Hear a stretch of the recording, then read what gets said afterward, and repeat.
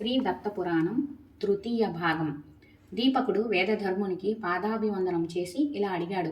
ఆధ్యాత్మిక జ్ఞానరాశి గురుదేవ, నాదొక సందేహం.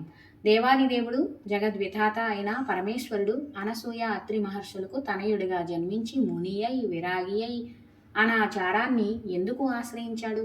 పెద్దలు ఏది ఆచరిస్తే, ఏది ఉపదేశిస్తే తక్కిన వారంతా అదే ఆచరణీయం కాబోలు అనుకుని అనుసరిస్తారు కదా. దీపకుని సందేహ నివారణ. ఆనందకందమైన పరమాత్మ అసలు విప్రుడిగా ఎందుకు జన్మించాడు? లోకంలో బ్రాహ్మణుడు అంటే ధర్మ ప్రవర్తకుడు, మోక్ష మార్గోపదేశకుడు కదా. మరి బ్రాహ్మణుడిగా పుట్టి ఇలా విరుద్ధంగా ప్రవర్తించడం ఏమిటి? ఇది సత్ సాంప్రదాయమేనా? దయానిధి విశ్వబంధు, ఇది నా సందేహం. దయచేసి దీన్ని తొలగించు. ఆప్తకాముడు, పరమానంద స్వరూపుడు అయిన ఈశ్వరునికి ఏ దోషమో అంటదన్నట్లయితే అసలు బ్రాహ్మణుడిగా పుట్టడం ఎందుకు? పుట్టినప్పుడు ఆ ఉపాధికి తగినట్లుగా ప్రవర్తింపగా నిరంతరం స్త్రీ సంగమ సంయుక్తుడై, మద్యపానరతుడై, మదగూర్ని నేత్రుడై, మట్టి కొట్టుకున్న దేహంతో ఆడ ఏనుగుకి లొంగిపోయిన మద మాతంగంలా ప్రవర్తించడం, అందరికీ దర్శనం అనుగ్రహించడం, ఇది ఏమిటో నాకు తెలియడం లేదు. ఇది నా దృష్టికి సమంజసంగా తోచడం లేదు. ఇందులో ఏదో రహస్యం ఉంటుంది. అది తెలియచేసి నా సందేహాన్ని తొలగించండి. అప్పటికి గాని నా మనస్సు కుదుట పడదు అన్నాడు దీపకుడు. నాయనా దీపక, నీకు కలిగిన సందేహమేనా ఇది? ఏమో, ఎందుకు అడిగావో మనస్సులో పెట్టుకుని మళ్ళా గొల్లాలు పడకుండా అడిగి మంచి పని చేశావు. చెబుతాను విను. లోకంలో ఇలాంటి సందేహాలు లేవనెత్తే వాళ్ళు ఉంటారు అంటూ వేదధర్ముడు చిరునవ్వులు చిందిస్తూ ఇలా చెప్తున్నాడు. నాయన, వర్ణాశ్రమ ధర్మాలు దేవతలకు వేరు, మనుష్యులకు వేరు, పక్షులకు వేరు, జంతువులకు వేరు. సదాచార పరాయణులైన మంచివారిలో కూడా వర్ణాశ్రమాచారాలు, విధులు వేరువేరుగా ఉంటాయి. పరమార్థ నిష్టతో నివృత్తి కాములైన ఈ శిష్టులు చిత్తశుద్ధి కొరకు అవసరమైన సత్కర్మలు చేస్తుంటారు. వీరిలో కొందరు యోగ మార్గాన్ని ఆశ్రయిస్తే, కొందరు తపస్సును, కొందరు దాన ధర్మాలను ఆశ్రయిస్తున్నారు. మరికొందరు శత్రు వినాశనం, రాజ్య సుస్థిరత, స్వర్గం, యశస్సు, భార్యపుత్రులు, ధనం ఇట్లాంటివి కావాలని కోరుతూ సకాములై వాద విమోహితులై యజ్ఞ యాగాదులు చేస్తున్నారు. ఇన్ని భేదాల్లో ఏవి నింద్యాలు, ఏవి శిరోధార్యాలు, ఎవరు పండితులు, ఎవరు కారు, అన్ని మార్గాలు వేదాలను అనుసరిస్తున్నవే, వేద సమ్మతాలే, అన్నీ ప్రశస్తాలే. ఈ వేదమే పరమేశ్వరుని శుద్ధ జ్ఞాన స్వరూపమని చెప్పింది. ఇలాంటి నిర్లిప్తుడు సృష్టి మొదలు నుండి కాలానుగుణంగా నింద్య కర్మలు, అనింద్య కర్మలు చేస్తూనే ఉన్నాడు. లీలా మానుష రూపాలు అనేకం ధరించి భూమిపై అవతరించక దుష్ట శిక్షణ, శిష్ట రక్షణ అనాదిగా చేస్తున్నాడు. వీటిలో ఏది దోషమంటావు, ఏది కాదంటావు? అన్ని ధర్మాలకు మూలమైన వేదమే ప్రవృత్తి, నివృత్తి మార్గాలను రెండింటినీ సమతుల్య ప్రధానంతో ప్రబోధిస్తోంది. పరస్పర విరుద్ధాలైన ఈ రెండింటినీ ఒకే కర్త ఒకేసారి అవలంబించగలడా? అవలంబించలేడు. కనుక ఇవి వేరు వేరు వ్యక్తుల కోసం అని మనం గ్రహించాలి. అధికార భేదాన్ని బట్టి ఆచార భేదము, ధర్మభేదము, మార్గభేదము ఏర్పడతాయి. అందుచేత మనం అనుకునే సదాచార దురాచార భేదం పరమాత్మకు వర్తించదు. ఆ పరమేశ్వరుడి పాద పద్మపరాగాన్ని శిరసావహించి యోగాభ్యాసంతో కర్మబంధాలన్నీ వదిలించుకున్న మునీశ్వరులే దేనికి బద్ధులు కాకుండా అన్నింటికీ అతీతులై స్వేచ్ఛగా స్వేచ్ఛాధృత శరీరులై సంచరిస్తూ ఉంటే ఇక పరమాత్మగా ఈ బంధనాలు నియమనిష్టనలోనూ అతడికి సదాచారం ఏమిటి, దురాచారం ఏమిటి, కార్యమేమిటి, అకార్యమేమిటి ఏదీ లేదు. యోగీశ్వరుడైన శ్రీహరి సర్వ జగత్తుకు సాక్షాత్తు ఆత్మ, సర్వభూతములందు ఉండివాడు, లీలా విగ్రహధారి. ఈ విజ్ఞాన నిధి బోధదయతో సజ్జనులకు అభయం ఇవ్వడం కోసం ఇలా అనసూయ అత్రి దంపతులకి ముని కుమారుడే అవతరించాడు. కనుక పరమాత్మ ధర్మాతిక్రమణం చేస్తున్నాడు అనడం సాహసం వంటిదే. సర్వభక్షకుడైన అగ్నికి ఏ దోషము అంటనట్లే పరమాత్మకు అంటదు. మదవతి మదరతుడై కనిపించాడని మూర్ఖత్వంతో మనము ఆ పనులు చేస్తే ధర్మభ్రష్టులము అవుతాము, నశిస్తాము. శివుడు విషం త్రాగాడు కదా అని మనము తాగుతామా? తాగి బతకగలమా? అందుచేత ఈశ్వర అవతారాలు చెప్పినట్లు మనం చెయ్యాలే తప్ప వారు చేసినట్లు మనం చేయకూడదు. అహంకార మమకారాలను పూర్తిగా త్యజించిన వారికి ఇక సదాచారము దురాచారము అంటూ ఉండదు. దానివల్ల లాభం కానీ దీనివల్ల నష్టం కానీ ఉండదు. అఖిల భూతాలకు దేవ మానవ తిర్య జాతులకు అందరికీ కుశలప్రదుడైన పరమాత్మకు ఆచారహాని ధర్మహాని వల్ల నష్టం ఏమీ ఉండదు. అన్నిటికీ అతీతులు అవతార పురుషులు అంటే కనుక నాయన దీపక ఇలాంటి సందేహాలు బుర్రలోకి రానివ్వకు. తగిన శిక్షణ లేని మూడులు వేసే ఇలాంటి ప్రశ్నలు ఇంకెప్పుడు వేయకు. సకల భువనాలకు ఆశ్రయుడైన పరమాత్మ లీలా విగ్రహ శరీరుడై దత్తాత్రేయుడిగా అవతరించి లోకానికి సదాచారం నేర్పడం కోసం తానుగా శేషాచార ఆచార విధుల్ని పాటించాడు. స్నాన సంధ్యలు, దాన ధర్మాలు, భిక్షాటనం, ఉపవాసం, యోగాభ్యాసం, వనవాసం, గుహా నివాసం, అశ్వత్థ వృక్ష ఛాయా నివాసం, ఆశ్రమవాసం, గ్రామ పర్యటనలు, నగర పర్యటనలు, ధ్యాన పరత్వం, మౌన స్వీకారం, దివ్యాంబర ధారణ, దిగంబర స్థితి, నానాలంకార ధారణ, నిరాలంకార స్థితి, రథ గజ తురంగ యానం, పాదయాత్ర అన్నింటినీ ఆచరించాడు. ఈ లోకాన్ని ఒక్కొక్కప్పుడు ప్రశంసించాడు, ఒక్కొక్కప్పుడు కర్మ నిర్మితం కదా అని విమర్శించాడు, నిందించాడు. ఒకప్పుడు దివ్యాంగ నారతుడయ్యాడు, మరొకప్పుడు విరక్తుడయ్యాడు. మధ్య మాంసప్రియుడిగా ఒకప్పుడు, శుద్ధ సత్వనిధిగా మరొకప్పుడు, శివలింగార్చనాపరుడుగా, హరి సేవాపరాయణుడిగా మరొకప్పుడు, శక్తి నిష్ఠుడుగా ఒకప్పుడు, గణపతి ఉపాసకుడుగా ఒకప్పుడు, సౌర సాంప్రదాయంగా హయగ్రీవ ఉపాసకుడుగా, శివలింగ ప్రతిష్టాపనకర్తగా, కాశీలో పార్వతీ పరమేశ్వరులను అర్చిస్తూ ఒకప్పుడు, ఇలా లోకానికి విభిన్న దేవతామూర్తుల ఉపాసనా విధానాన్ని స్వయంగా ఉపదేశించారు. దత్తాత్రేయులు వారు ఒకానొకప్పుడు కాశీలో విశ్వేశ్వరుడికి దక్షిణంగా, త్రిపురాంతక లింగానికి పశ్చిమంగా తానొక శివలింగాన్ని ప్రతిష్ఠించారు. దానికి ఎదురుగా కూర్చుని యోగనిష్టతో శివధ్యానం చేశారు. ఇది ఇప్పటికీ చాలా పవిత్రమైన చోటు. దీన్నే దత్తాత్రేయ తీర్థము అంటారు. అక్కడ స్నానం చేసినా ధ్యానం చేసినా భక్తుల సంసార రోగ సంబంధ దుఃఖాలన్నీ క్షణంలో తొలగిస్తానని దత్తాత్రేయులు వారే స్వయంగా ప్రకటించారు. అక్కడ దత్త ప్రతిష్ఠిత లింగం సకల శ్రేయస్సులు నేటికి అందిస్తుంది. వేదధర్ముడు దీపకునికి చెబుతున్నట్లుగా బ్రహ్మదేవుడి కలిగి చెబుతున్న దత్తమహిమలు శ్రద్ధగా ఆలకిస్తున్నారు కదా అని సోత మహర్షి సౌనకాది మునులను ఒకసారి హెచ్చరించి అందరూ శ్రద్ధతో వింటున్న సంగతి గమనించి సంతృప్తి చెందాడు. సోత మహర్షి, నీ రుణం తీర్చుకోలేం. భావరోగాలకు దివ్య ఔషధం లాంటి దత్తమహిమలు చెప్తున్నావు.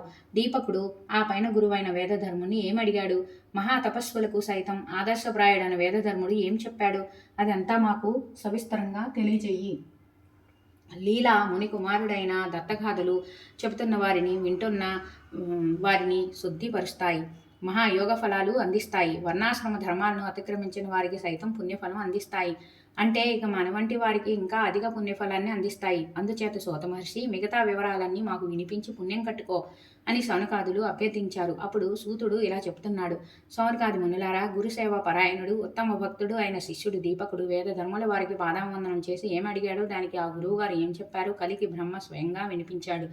దాన్ని మీకు నేను వినిపిస్తాను అంటూ సోత మహర్షి ఇలా చెప్తున్నాడు: గురుదేవ, చిదానంద మహోదధి అయిన శ్రీమన్నారాయణుడి లీలావతార చరిత్రను ఇంకా సవిస్తరంగా వినాలని నా మనస్సు కుతూహలపడుతుంది. శృతి స్మృతి పురాణాల్లో మహర్షుల చేత కీర్తింపబడిన ఆ రహస్యాలను శ్రద్ధతో వింటున్న నాకు దయచేసి ఎరుకపరచండి. పువ్వుల నుండి మకరందాన్ని తుమ్మెదలు బొట్టుబొట్టుగా స్వీకరించి పొట్ట నింపుకున్నట్లు దత్తమహిమలు సేకరించి నా గుండెలు నింపండి. ఈ దత్తమహిమలు విన్న వాడెవడు గర్భావాస క్లేశాన్ని పొందడుగాక పొందడు. దీపకుడి అభ్యర్థనకు మరింత సంబరపడ్డాడు వేదధర్ముడు. బిడ్డ దీపక, సమస్త పురాణాల సారాన్ని బొట్టుబొట్టుగా స్వీకరించి దత్త కథగా నీకు మొత్తం వినిపిస్తాను, శ్రద్ధగా ఆలకించు. యోగులకు పరమగురువు, జ్ఞాన విజ్ఞానాల పెన్నిధి, విశ్వవంద్య పదాంబోజుడు, జగదీశ్వరుడు, అత్యంత సుందరమైన పురుష శరీరం ధరించినవాడు అయిన శ్రీ దత్తాత్రేయుల వారు ఒకానొక శుభవేళ సహ్యపర్వత ప్రాంతంలో పద్మాసనం వేసుకుని ధ్యాన నిమగ్నుడే నిశ్చలంగా నిష్టగా కూర్చుని ఉన్నారు. ఈ దత్తదేవుణ్ణి దర్శించాలనే కోరిక కలిగి మాహిష్మతీపురం అధిపతి కృతవీనుని కుమారుడు, యోగ విద్యా ప్రవీణుడు, సహస్రబాహువులు కలవాడు, మహా తేజస్వి అయిన కార్త్యవీర్యార్జునుడు ధనుర్ధారి అయి మరొక దేవేంద్రుడిలా సహ్యాద్రికి వచ్చాడు. అనేక రకాలైన అమృతమయమైన ఫల వృక్షములతో అద్భుత సువాసనలు అందిస్తున్న అనేక పుష్పజాతులు విరబూసి నందనవనంలా ఉన్నది ఆ ప్రాంతం అంతా. అక్కడే ఒక పర్ణశాల గుమ్మం ముందు శుభప్రదంగా నిలువెల్లా చిగురించి గుబురుగా ఎదిగిన గొన్నమావి చెట్టు మొదట పద్మాసనం వేసుకుని చిన్ముద్రలు ధరించి కన్నులు మూసుకొని నిశ్చలంగా ధ్యానం చేసుకుంటున్న దత్తాత్రేయ స్వామిని దర్శించి దత్త పాదస్పర్శతో పునీతమైన ప్రాంతం కాబట్టి భూమికి నమస్కరించి ఆనందంతో, ప్రేమతో, భక్తితో, విశ్వాసంతో ఒక్క ఉదుటున సాష్టాంగపడ్డాడు. చాలాసేపు అలాగే ఉండి మాటి మాటికి తల పైకెత్తి చూశాడు. ఆనందంతో మరల మరల నమస్కరించాడు. దత్తస్వామి ధ్యాననిష్టలోనే ఉన్నాడు. కార్తీ వీర్యార్జునుడు తన 1000 చేతులను సంకల్పించి రప్పించి 1000 చేతులతో రకరకాల వాయిద్యాలను మోగిస్తూ ఆడుతూ పాడుతూ దత్తస్వామిని సేవించాడు. ప్రొద్దుగుకింది, రాత్రి గడిచింది, తెల్లవారింది. అతడి నృత్యగీత సేవ కొనసాగుతూనే ఉంది. కానీ జగత్పతి మాత్రం ధ్యానం వదలలేదు, కన్నులు తెరుచుకోలేదు. అప్పుడు భక్తి రసం ఉట్టిపడుతుండగా కార్తీ వీర్యార్జునుడు దత్తస్వామిని అపూర్వంగా ఇలా స్తుతించాడు. కార్త్యవీర్యకృత దత్తస్తుతి. దేవాదిదేవ, మహానుభావ, నువ్వు అనంతుడివి, స్వయం ప్రకాశకుడివి. నీలో స్వప్నతుల్యమైన ఈ జగత్తు మాయ వల్ల వాస్తవ్యంగా కనిపిస్తుంది. ఈ సృష్టి అంతా నీకు మనసా కల్పితం. ఒక్కటే చైతన్యం మాయాగుణం కారణంగా అనేక రూపాలతో భాషిస్తుంది. లేనిది ఉన్నట్లుగా అది అలా కనిపించడానికి ఆధారమైన నీకు ఇదే శిరస్సు వంచి నమస్కరిస్తున్నాను. పరమాత్ముడవైన నీకు జాగ్రత్త, స్వప్న, సుషుప్త్యాది అవస్థలన్నీ మాయాకల్పితాలు. ఇది తెలుసుకున్న జ్ఞానులు అనుమాన ప్రమాణం, గురూపదేశం అనే 2 అంచుల జ్ఞాన ఖడ్గంతో హృదయంలోని అహంకార గ్రంథిని ఛేదించుకుని అఖిల గురుడవైన నిన్ను శరణు శరణు అంటున్నారు. విశ్వేశ, శరణన్న వారి భవరోగ దుఃఖాలను తొలగించి జ్ఞానకాంతుల్ని వెలిగించి ముక్తుల్ని చేసే గురుత్తముడివి నీవు. త్రిగుణ మాయా నియామకుడవు. గోవింద, అచ్యుత, అజ, పరేశ, నీకిదే నా కోటి నమస్కారములు. నీవు నిత్యముక్తుడవు, పరిశుద్ధుడవు, విబుద్ధుడవు, ఈశుడవు, సర్వదేవ రక్షకుడవు, అనన్య సిద్ధుడవు. అటువంటి నిన్ను దేహేంద్రియాది స్వరూపాన్ని నేను ఇదే శరణు కోరుతున్నాను. సచిదానంద, పురాణ పురుష, నారాయణ, జగత్కారణ కారణ, పురుషోత్తమ, ఈ సంసార విలంలో పడ్డాను నేను. ఇక్కడ ఏదో గొప్ప సుఖం ఉంది, అనుభవిద్దామని సంబరపడుతూ వచ్చిపడ్డాను. కాలం నన్ను కాటువేసింది, ఇప్పుడు అలమటిస్తున్నాను. దయాలు, నిర్వానుభవ మహానందాన్ని అందించే నీ బోధామృత వాగ్బిందువులని నా మీద చల్లి నా ఆర్తిని, దుఃఖాన్ని తొలగించు. మాయామయుడివై ఈ విశ్వాన్ని సృష్టిస్తావు, పోషిస్తావు, లయిస్తావు. అంతా నీ ఇచ్ఛాశక్తిలోనే జరుగుతుంది. దాన్ని బ్రహ్మాదులు కూడా తెలుసుకోలేరు. అంటే మానవమాత్రులు మేము తెలుసుకోగలమా? భావ పరంపర యాత్రలో చిక్కుకొని జనన మరణాల కోరల్లో నలిగిపోతూ తాపత్రయాలలో మాడిపోతూ పరితపిస్తున్న నాకు స్వామి నీ పాద పద్మాలే దిక్కు, నీ వాక్య ఉపశమనం, మరొక దిక్కు లేదు. విశ్వరూప, మహామునులకు కూడా అందని భక్తి యోగాన్ని, వైరాగ్యాన్ని, విశుద్ధ విమల విజ్ఞానాన్ని నాకు ప్రసాదించు. అఖిల దుఃఖాలకు మూలబీజం అహంకారం, మమకారం, వీటిని తొలగించు. వైకుంఠధామ, నువ్వు దత్తాత్రేయుడిగా అవతారం ధరించింది యోగ ప్రచారానికే, జ్ఞాన ప్రసారానికే అంటారే, మరి నువ్వే కరుణించకపోతే ఇక నా బోటి వారికి దిక్కెవరు తండ్రి?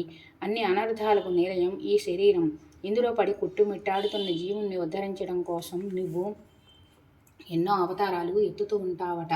సత్వగుణంతో దేవతల్ని, రజోగుణంతో పాలకుల్ని, తమోగుణంతో భూతాదుల్ని కల్పించి గుణాలన్నింటికీ నువ్వే నిహితంగా నిలబడి తర్వాత నువ్వే అతీతంగా నిలుస్తావట. ఆది పురుష, జగదీశ, నిన్ను తెలుసుకోవడం నాబోటి మందబుద్ధులకు సాధ్యమా? సకామంగా నిన్ను సేవిస్తే అష్టైశ్వర్యాలు ఇస్తావట. నిష్కామంగా నీ పాదుకులు నిత్యం పూజిస్తే చాలు అనస్వరమైన బ్రహ్మపదాన్ని అనుగ్రహిస్తావట. పరాత్పర, నిజంగా నేను మందబుద్ధిని. రాజభోగాల్లో తల వరకు మునిగాను. అవి నశ్వరాలని, దుఃఖహేతువులని గ్రహించలేకపోయాను. ఇప్పటికి కళ్ళు తెరిచాను. నాకు ఈ రాజ్యాలు వద్దు, భోగాలు వద్దు. నీ పాద నేను అనుగ్రహించు. సిద్ధులైన వారు ఈ జగత్తు మిథ్య అంటారు. మనోభ్రమ వల్ల సత్యంలాగా కనబడుతుంది అంటారు. నిజంగా ఇదంతా వట్టి మిథ్య అయితే ఇది ఇంత ఖచ్చితంగా సత్యంలాగా కనిపించడం సంభవమేనా? నిన్ను శరణు పొందాను. నా సందేహాన్ని తీర్చి అచ్చమైన తెలివిని కలిగించి ధన్యుణ్ణి చెయ్యి. భయ నివారక, ఈ సంసారం అనే ముసలికి భయపడినంతగా నేను మరి ఇంకా ఏ శత్రువుకు, ఏ భూతానికి, ఆఖరికి మృత్యువుకు కూడా భయపడను. అందుకే రాజ్య వైభవాలన్నీ వదిలేసి నీ చరణ సన్నిధికి వచ్చాను. నీ పాదాల చెంత శిరస్సు వంచి ప్రార్థిస్తున్నాను. నా భవభయం తొలగించు. సత్యము, శాశ్వతము అయిన సుఖం కలిగించు. తాపత్రయంలో మాడిపోతున్న నాకు నీ అమృతమయమైన వాక్కులతో ఉపశమనం కలిగించి సేద తీర్చు. విశ్వాత్మ, విశ్వేశ్వ, నీ పాదాలకు నమస్సులు. యోగ మార్గానుకూలురు కర్మబంధాలు తెంచుకుని యోగ సిద్ధిలో ఏ పరతత్వాన్ని చూస్తున్నారో అది నువ్వే. అలాంటి నీ పాదాలకు వందనములు. ఇంద్రియాలను తృప్తిపరచడం కోసం సుఖానుభూతితో పాప జలంలో పడ్డాను. ఎన్నో ఏళ్ళు గతించాయి. ఒడ్డు దారి కనిపించడం లేదు. ఈ మనస్సుకి ఎన్నటికీ ఏవగింపు కలగడం లేదు. ఇదేమి దురదృష్టమో! మహారాక్షసులు చివరికి పశుపక్ష్యాదులు కూడా సత్సాంగత్యం వల్ల ఆత్మజ్ఞానం పొంది సంసార సముద్రాన్ని దాటగలిగారు. నేను క్షత్రియ వంశంలో పుట్టి ఎంతో కాలం నీ సేవ చేసి రాజభోగాల లంపటంలో పడి మరింత ఇరుక్కున్నానే తప్ప కాసింతైనా బంధ విముక్తిని కాలేకపోయాను. నా మీద నాకే అసహ్యం వేస్తుంది. రాజ్య సంపదల్లో పిచ్చివాణ్ణి, మిథ్యా విలాసాల్లో మిథ్యా సుఖాల్లో తగులుకున్నాను. ఎట్టెదుట కాపు వేసి ఉన్న మృత్యువును పసిగట్టలేకపోయాను. నాకన్నా మందమతి ఇంకెవరైనా ఉంటారా? నువ్వే జాలిపడి కరుణించాలి. నీ అనుగ్రహాన్ని నా మీద పూర్తిగా ప్రసరింపచేయాలి. ఇది ఒక్కటి తప్ప నేను ఇంకేమీ కోరను. నాకు శాంతిని ప్రసాదించే మార్గం ఇదొక్కటే. సకల సృష్టికి నువ్వు సార్వభౌముణ్ణి చేస్తానన్నా, ఇంద్ర పదవి కట్టబెడతానన్నా, చివరకు పరమేష్ఠిని చేస్తానన్నా నాకు వద్దు. వాటిలో సుఖం లేదని తెలిసిపోయింది. ఆర్తిహర జగదీశ్వర, నీ ఉపదేశమనే కొడవలితో నాలోని అహంకార గ్రంథిని మొదలంట నరుకు. విశుద్ధ విజ్ఞానగణ సదానంద లీలా విగ్రహ శరీర పురాణ పురుష నమోన్నమ నమోన్నమ పద్మనాభ, అజ్ఞానంలో పడి నీ పాద పద్మాలను సేవించని వాళ్ళని సైతం ఉద్ధరించడానికి అవతరించిన దయామయుడువు అని పెద్దలు చెబుతున్నారు. అలాంటిది నీ పాదధూళిని శిరసావహించిన నాబోటి వారికి నీ దయ అనుభవంలోకి రాకపోవడం, ఇంకా భావరోగులమై బాధపడడం వింతగా ఉంది. అనసూయ అత్రి మహర్షుల తపస్సుకి మెచ్చి వారికి పుత్రుడుగా నిన్ను నువ్వు దత్తం చేసుకున్నావు. అలా దత్తాత్రేయుడు అయ్యావు. అంతటి దయాళుడువు, అంతటి దాతవు, ఎందుకో మరి నా మొర ఆలకించడం లేదు. నిర్గుణ పరబ్రహ్మవైన నిన్ను చెప్పేటప్పుడు కన్నులుండవు, అయినా చూస్తుంది, చెవులుండవు, అయినా వింటుంది అని వేదాంతులు చెబుతుంటారు. ఇప్పుడేమో లీలా స్వీకృత శరీరుడివై దత్తాత్రేయుడిగా మా ముందు నిలిచావు. చూసే కళ్ళు, వినే చెవులు, మాట్లాడే నోరు అన్నీ ఉన్నాయి. మరి నన్ను కరుణించను అంటే ఎలా? దత్తస్వామి, మీ పాదపద్మాలు వలిచి వచ్చిన తుమ్మెదను నేను. వీటిని విడిచి వెళ్ళలేను. నీ కన్నులతో ఒక్కసారి చూసి నా హృదయానికి ఆనందాన్ని కలిగించు. దయాంబురాసి నీవే తప్ప వేరే దిక్కు లేదు. అనన్యశరణుణ్ణి, నీ పాదసేవ తప్ప నాకు వేరే విధి కర్తవ్యమూ లేదు. ఈ భావసాగరం నుండి కడతీర్చు. నామరూపరహితుడవైన నువ్వు అవతారాలు ధరించేది ఇందుకేనట గదా. నన్ను ఉద్ధరించు. పుండరీకాక్ష నమస్తే, పురుషోత్తమ నమస్తే, విశ్వవంద్య పదాబ్జ నమస్తే, యోగివర వాసుదేవ సూక్ష్మరూప సర్వాధ్యక్ష నమస్తే నమస్తే నమస్తే. ఈ పాప సముద్రం నుండి కాపాడు.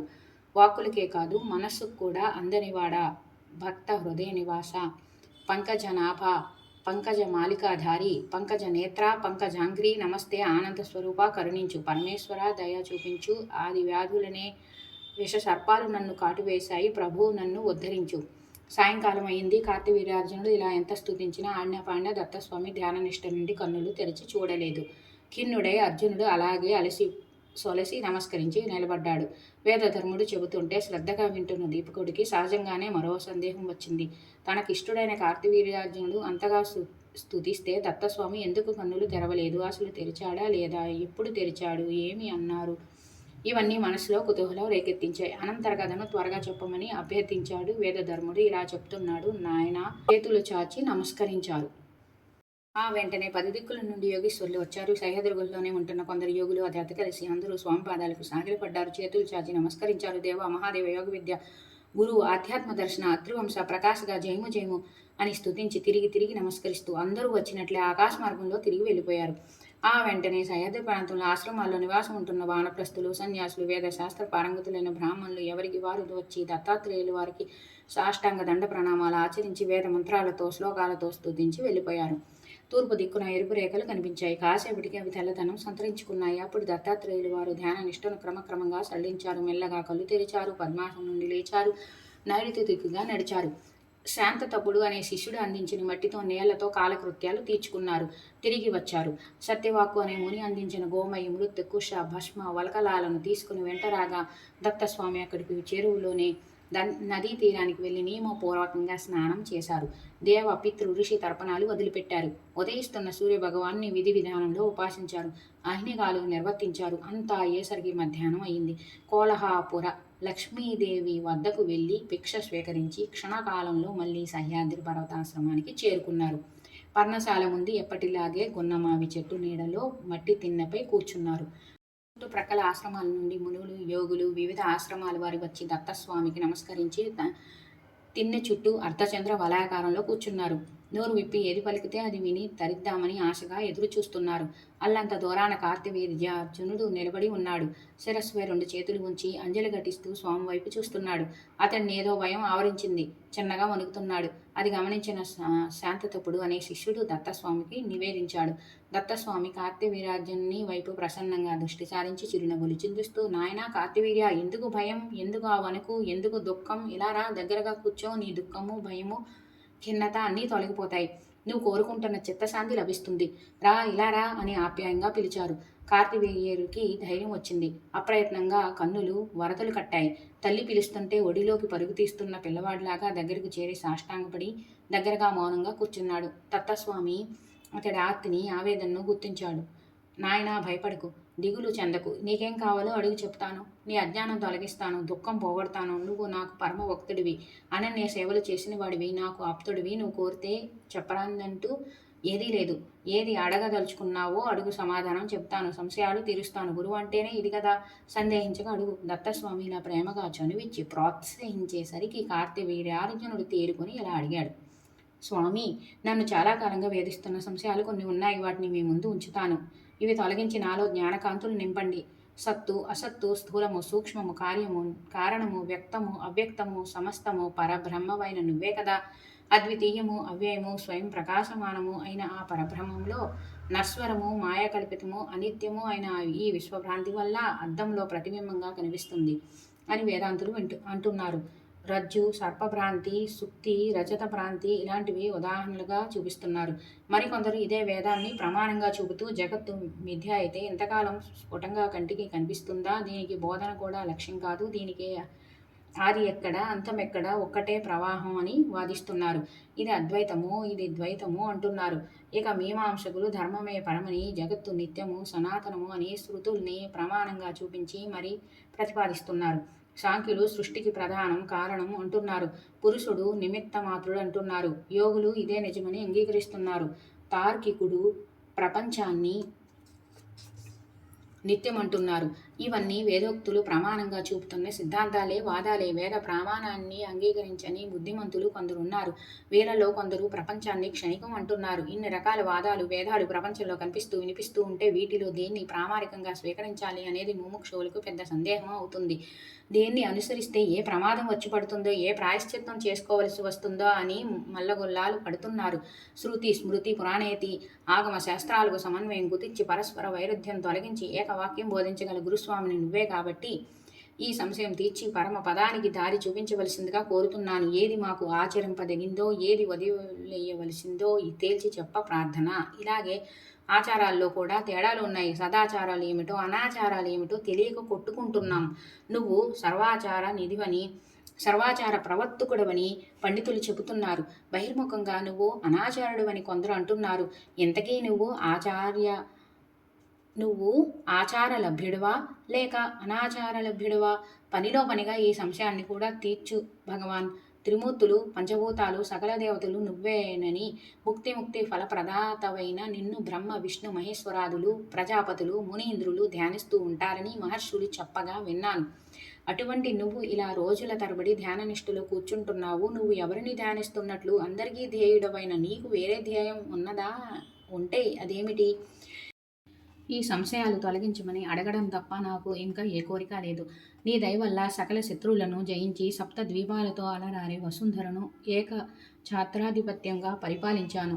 నీ కృపావలేశంతో యముణ్ణి కూడా ఎదిరించగలిగాను. సకల రోజభోగాలు తనివి తీరా అనుభవించాను. ఇక నాకు ఏమీ వద్దు. తురీయ పురుషార్థాన్ని అందుకునే శక్తి ప్రసాదించు, ముక్తిని అనుగ్రహించు. ఇలా కార్తవీర్యార్జునుడు వినయ విధేయతలతో అర్థించాడు అని చెప్పి వేదధర్ముడు ఒక్క నిమిషం ఆగారు. గురుదేవా, నాకు కలిగిన సందేహాలే కార్తవీర్యుడికి కలిగాయి. వీటికి దత్తస్వామి ఏమి సమాధానం చెప్పారో తెలుసుకోవాలని మనస్సు ఉబలాటి పడుతుంది. తర్వాతి కథను సెలవియ్యండి అని దీపకుడు తొందర చేశాడు. వేదధర్ముడు ఇలా చెప్తున్నాడు. కార్తవీర్యార్జునుడు అడిగిన సందేహాలకు అక్కడ సమావేశమైన మునులందరూ వింటూ ఉండగా దత్తస్వామి ఇలా సమాధానం చెప్పారు. కార్తవీర్య, నీ విజ్ఞాపనం, నీ వాంఛితం, నీ ప్రశ్నలు నాకు నచ్చాయి. నువ్వు చేసిన స్తోత్రం ఇంకా నచ్చింది. సమాధినిష్ఠలో ఉన్న దివ్యశక్తితో అంతా చూశాను, ముందే గ్రహించాను. నీ విజ్ఞాపనలు అన్నింటికీ సమగ్రంగా సమాధానం చెబుతాను. ముక్తిని అందిస్తాను. మహాబాహో, బాధపడకు, దుఃఖం విడిచిపెట్టు. నువ్వు నన్ను వశపరుచుకున్నావు. నా భక్తుడికి ఈ లోకంలో ఏదీ దుర్లభం అంటూ ఉండదు. నువ్వు చేసిన స్తోత్రం అతి పురాతనమైంది. నా తత్వము, రహస్యము అన్నింటినీ అందులో దాచి ఉంచాను.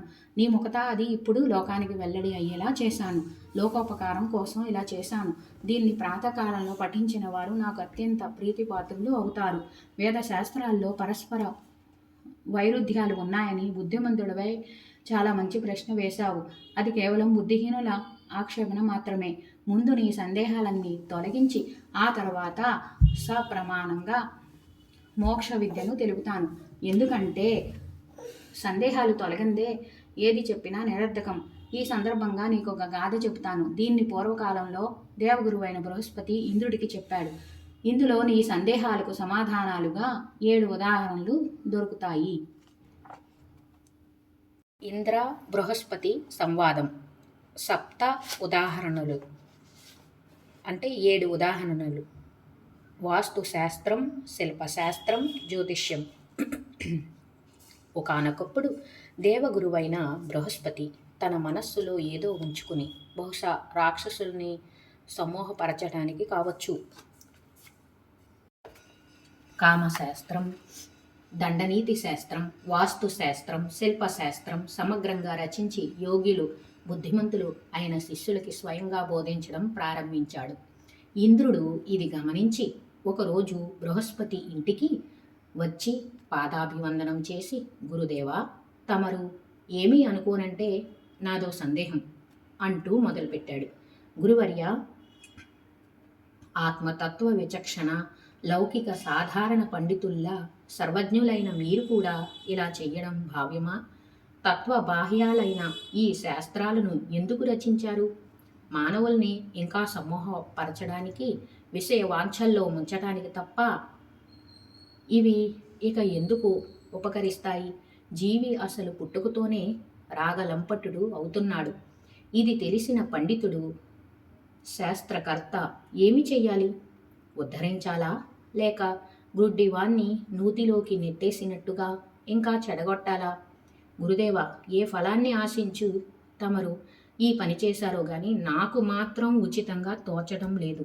మరి ఇందులో ఇంకా ఏదైనా పరమార్థం, మహారహస్యం ఉంటే అది నేను తెలుసుకోదగింది అయితే దయచేసి వివరించండి అన్నాడు ఇంద్రుడు.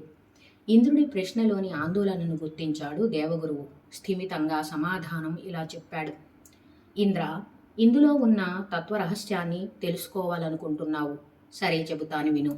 నేను రచించి శిష్యులకు బోధిస్తున్న ఈ శాస్త్రాలన్నీ తత్వరహస్యాలే, తత్వోపదేశాలే. పారంపర్యంగా చివరికి తత్వప్రాప్తికి కావలసిన చిత్తశుద్ధిని ఇవి కలిగిస్తాయి.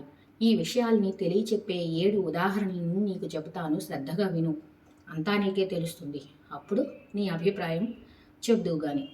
అనగనగా కాంపిల్య నగరం అనే పట్టణం ఉండేది. ఆ నగరంలో విధిజ్ఞుడు అనే శిల్పశాస్త్ర పండితుడు ఉండేవాడు. అతను శిల్పశాస్త్రంలోనే కాక వాస్తు, జ్యోతిష శాస్త్రాల్లో కూడా విశేష ప్రతిభ కలిగినవాడు. పైగా నీతిమంతుడు, మంచి చెడు విచక్షణ జ్ఞానం కలవాడు. ఆ నగరంలో ఎవరు ఇల్లు కట్టుకోవాలని అనుకున్నా ఇతన్నే పిలుస్తారు. దాంతో ధనం బాగా సంపాదించాడు. ఇతన్ని ఆశ్రయించి బ్రతుకుతున్న వాళ్ళు చాలామంది ఉన్నారు. వాళ్ళకి శాస్త్ర పరిజ్ఞానం లేదు. వాళ్ళు విధిజ్ఞుడితో ఉంటూ అతని చెప్పింది చేస్తూ వేతనాలతో బ్రతుకులు గడుపుతున్నారు. విధిజ్ఞుడు మాత్రం తనకున్న విద్యను ఉపయోగించి బాగా పుష్కలంగా ధనం సంపాదించాడు. ఆ ధనంతో దాన ధర్మాలు, శ్రాద్ధ విధులు, దేవతా పూజలు ఘనంగా జరిపించేవాడు. అందువల్ల రాజ్యంలో అందరికీ ఆప్తుడు అయ్యాడు, ఇష్టుడు అయ్యాడు. కీర్తి ప్రతిష్టలు పెరిగాయి. ఇవి ఇరుగు పొరుగు రాజ్యాలకు కూడా వ్యాపించాయి. దాంతో పెద్ద పెద్ద ధనవంతులకు, మంత్రులకు, రాజవంశీకులందరకు తల్లో నాలిక అయ్యాడు. ఇతర దేశాల రాజులు కూడా విధిజ్ఞుణ్ణి పిలిపించి గౌరవించి భవనాలు, దేవాలయాలు, తటాకాలు నిర్మింప చేసుకుని పుష్కలంగా బహుమతులు ఇచ్చి సాగనంపుతూ ఉండేవారు. ఆ ధనంతో విధిజ్ఞుడు ఇంకా ఇంకా దాన ధర్మాలు ఆచరించాడు. ఇలా వాస్తు శాస్త్రంతో, శిల్పాశాస్త్రంతో, జ్యోతిష్యంతో ధర్మబద్ధంగా ధనాన్ని, కీర్తిని గడించి కొంతకాలానికి అతడు స్వర్గస్థుడు అయ్యాడు. దేవలోకంలో అతడు ఆచరించిన పుణ్య ఫలాల ఫలితంగా చాలా కాలం స్వర్గ సుఖాలు అనుభవించాడు. ఆ తరువాత కాంపిల్య నగరానికి రాజుగా జన్మించాడు. రాజధనంతో యజ్ఞయాగాదులు అసంఖ్యాకంగా చేసి ధర్మబద్ధమైన పాలనతో ప్రజలను రంజింపచేసి దేవాలయ, ఆరామ, కూప, వాపి, తటాకాదులు ఎన్నెన్నో నిర్మింపచేసి ఎంతో మంచి పేరు తెచ్చుకుని కొంతకాలానికి స్వర్గస్థుడు అయ్యాడు. చేసిన పుణ్యాలకు ఫలంగా స్వర్గభోగాలు అనుభవించి మళ్ళీ భూలోకంలో ఈసారి బ్రాహ్మణుడుగా జన్మించాడు. బ్రహ్మచర్యంతో సర్వశాస్త్రాలు అభ్యసించాడు. గృహస్థ ఆశ్రమంలో వేదాంతశీలుడై నిరంతర ధ్యాననిష్టతో గొప్ప గొప్ప వ్రతాలు పూజలు చేసి చివరకు యోగ విధులకు వంద్యుడైన యోగి అయ్యాడు. వానప్రస్థం స్వీకరించాడు. పరిపక్వత సాధించాడు. చివరికి 4వదైన సన్యాస ఆశ్రమం కూడా స్వీకరించాడు. ఆత్మ సాక్షాత్కారం పొంది జీవన్ముక్తుడై చివరకు విదేహ కైవల్యం పొందాడు. ఇంద్ర, విన్నావు కదా, వాస్తుశాస్త్రం, శిల్పాశాస్త్రం, జ్యోతిష్యం ఆయా శాస్త్రాల ప్రావీణ్యం విధిజ్ఞుడికి క్రమంగా ముక్తికి సాధనం అయ్యింది. మరొక ఉదాహరణ చెబుతాను, ఆలకించు అన్నారు బృహస్పతి. లలిత కళాశాస్త్రం, కామశాస్త్రం. ఇంద్ర, మహిస్మతి నగరంలో విశాలాక్షుడు అనే బ్రాహ్మణ యువకుడు ఉండేవాడు. పేరుకు తగ్గట్లే పెద్ద పెద్ద కన్నులతో, కోటేరు లాంటి ముక్కుతో, బంగారు రంగు వంటి దేహంతో ఆకట్టుకునే ముఖ వర్చస్సుతో మరొక మన్మధుడులా ఉండేవాడు. ఆ అందానికి తోడు మంచి మాట, నేర్పరితనము ఉంది. చక్కగా పాడేవాడు, ఆడేవాడు, కవిత్వం చెబుతాడు. అన్నింటినీ మించి అతడు కామశాస్త్రంలో ఆరితేరిన దిట్ట. ఉత్తమ లక్షణాలు కలిగిన కన్యను వరించాలనే తపనతో తానే స్వయంగా కన్యను అన్వేషిస్తూ దేశాలు తిరగనారంభించాడు. ఒకానొక దేశంలో రాకుమారి సర్వాంగ సుందరి అని తెలుసుకుని అక్కడికి వెళ్ళి రాజుగారికి తనని తాను పరిచయం చేసుకుని తను కన్య లక్షణాలు చూసి వరుడి వివరాలు చెప్పే వ్యక్తిగా పరిచయం చేసుకున్నాడు.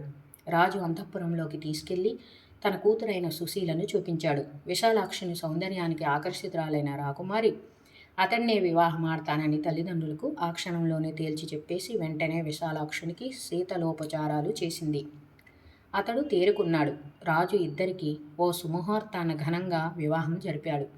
బంగారు దివ్యాభరణాలు, దాసదాసీ జనం అన్నీ సమృద్ధిగా బహుకరించి రాజు చివరకు తన రాజ్యంలో కొంత భాగాన్ని కూడా అల్లుడైన విశాలాక్షుడికి ధారపోశాడు. సౌందర్యంలో, అనురాగంలో పరస్పరం ఒకరికొకరు పుణికి పుచ్చుకున్న సుశీల విశాలాక్షి దంపతులు రాజభవనంలో హంసతూలిక తల్పాల మీద, సరోవరాల్లో, ఉద్యానవనాల్లో కేలి విలాసంతో హాయిగా దాంపత్య సుఖాలు అనుభవిస్తున్నారు. కామ శాస్త్ర కుశలుడు అయిన విశాలాక్షుడు పొందుతున్న ఆనందానికి అవధులు లేవు. మానుష ఆనందం, రాజానందం, సార్వభౌమానందం, దేవేంద్ర ఆనందం, చివరికి బ్రహ్మానందం కూడా అతడు పొందే ఆనందానికి సాటి రావడం లేదు. సత్యము, నిత్యము, అవజ్ఞాన గోచరము అయిన ఆనందానుభూతిని పొందుతున్నాడు. అలాంటి ఆనందానుభూతినే రాకుమారి సుశీలకు అందిస్తున్నాడు. ఎలాగైనా మరో ప్రాణికి సంతోషం, ఆనందం కలిగించాలట. ఇది బుద్ధిమంతుల లక్షణమట. ఇంతకు మించిన ఈశ్వరార్చన లేదట. అలాగని ఇంతటితో సంతృప్తి చెందలేదు ఈ విశాలాక్షుడు. ఆ సౌందర్యరాశితో కలిసి యథాశాస్త్రంగా ధర్మ, అర్థ, కామ, పురుషార్థాలను మూడింటిని పుష్కలంగా పండించుకుంటున్నాడు. ఏ సమయంలో ఏది చెయ్యాలో అది చేసి కృతకృత్యుడయ్యాడు. ధనలోభం లేకుండా యజ్ఞయాగాలు చేశాడు. దాన ధర్మాలు చేశాడు. చిన్న పాపం కానీ కొంచెం దుఃఖం కానీ అతడు చేయలేదు, పొందలేదు. ఆపదలే అతడు వినలేదు. మనస్సుకు నచ్చిన ఆ సుందరాంగితో, పేరుకి తగిన ఆ సుశీలతో కలిసి హాయిగా గాంధర్వ వేదం పాడుకుంటూ కాలానుగుణంగా, అభిరుచికి అనుగుణంగా సుఖ సంతోషాలు అనుభవిస్తూ ఉన్నాడు. వాటి అంచులు రుచి చూస్తున్నాడు. సంవత్సరాలు రోజులుగా దొర్లిపోతున్నాయి. చివరకు కాలధర్మం చెందారు. కానీ తాము ఉపాసించిన గాంధర్వ కామ శాస్త్రాల మహిమ వల్ల అతడు గంధర్వుడిగా, ఆమె గంధర్వ కన్యగా గంధర్వలోకంలో పునర్జన్మలు పొందాడు. అక్కడ దంపతులయ్యారు. ఆడుతూ పాడుతూ ఇష్టం వచ్చినట్లుగా భోగాలు తనివితీరా ఆస్వాదిస్తున్నారు. ఒకరోజు కైలాసానికి దగ్గరలో ఉన్న ఉద్యానవనంలో వీరికి పార్వతీ పరమేశ్వరులు విహరిస్తూ కనిపించారు. దంపతులిద్దరూ సాష్టాంగపడ్డారు. నాదవేత్త అయిన గంధర్వుడు మంజుల స్వరం విప్పి మెల్లగా ఆది దంపతులపై స్తుతి గీతం అందుకున్నాడు. గంధర్వ సుందరి వీణ మీటినట్లుగా గొంతు కలిపింది. పార్వతీ పరమేశ్వరులు ఎంతగానో సంతోషించారు. నాదజ్ఞుడైన శివుడైతే మరింత ప్రసన్నుడై ఆనందంతో ఇంతటి ఉత్తమ సంగీతాన్ని నేనెప్పుడు వినలేదు. గంధర్వుడా, నువ్వు ధన్యుడవు, కృతకృత్యుడవు. నువ్వు నీ భార్య ఇంద్రలోకం వెళ్ళండి, ఇది నా ఆజ్ఞ అని వరమిచ్చారు. గంధర్వ దంపతులు ఆనందంతో మరింతగా స్తుతించారు. ఇంతలో ఒక దివ్య విమానం వచ్చి వీరి దగ్గర నిలిచింది. దాన్ని ఎక్కి గంధర్వ దంపతులు అంటే సుశీల, విశాలాక్షులు ఇంద్రలోకం చేరుకున్నారు. అక్కడ నందనవన సీమల్లో ఇంద్రాది దేవతలను తమ తమ దివ్యగాన మాధుర్యంతో రంజింపజేస్తూ తాము రంజిల్లుతున్నారు. ఇలా ఉండగా ఒక రోజున దేవతలందరూ సత్యలోకానికి వెళ్ళవలసి వచ్చింది. సరస్వతి చతుర్ముఖుల సమక్షంలో పేరోలగం సాగుతుంది.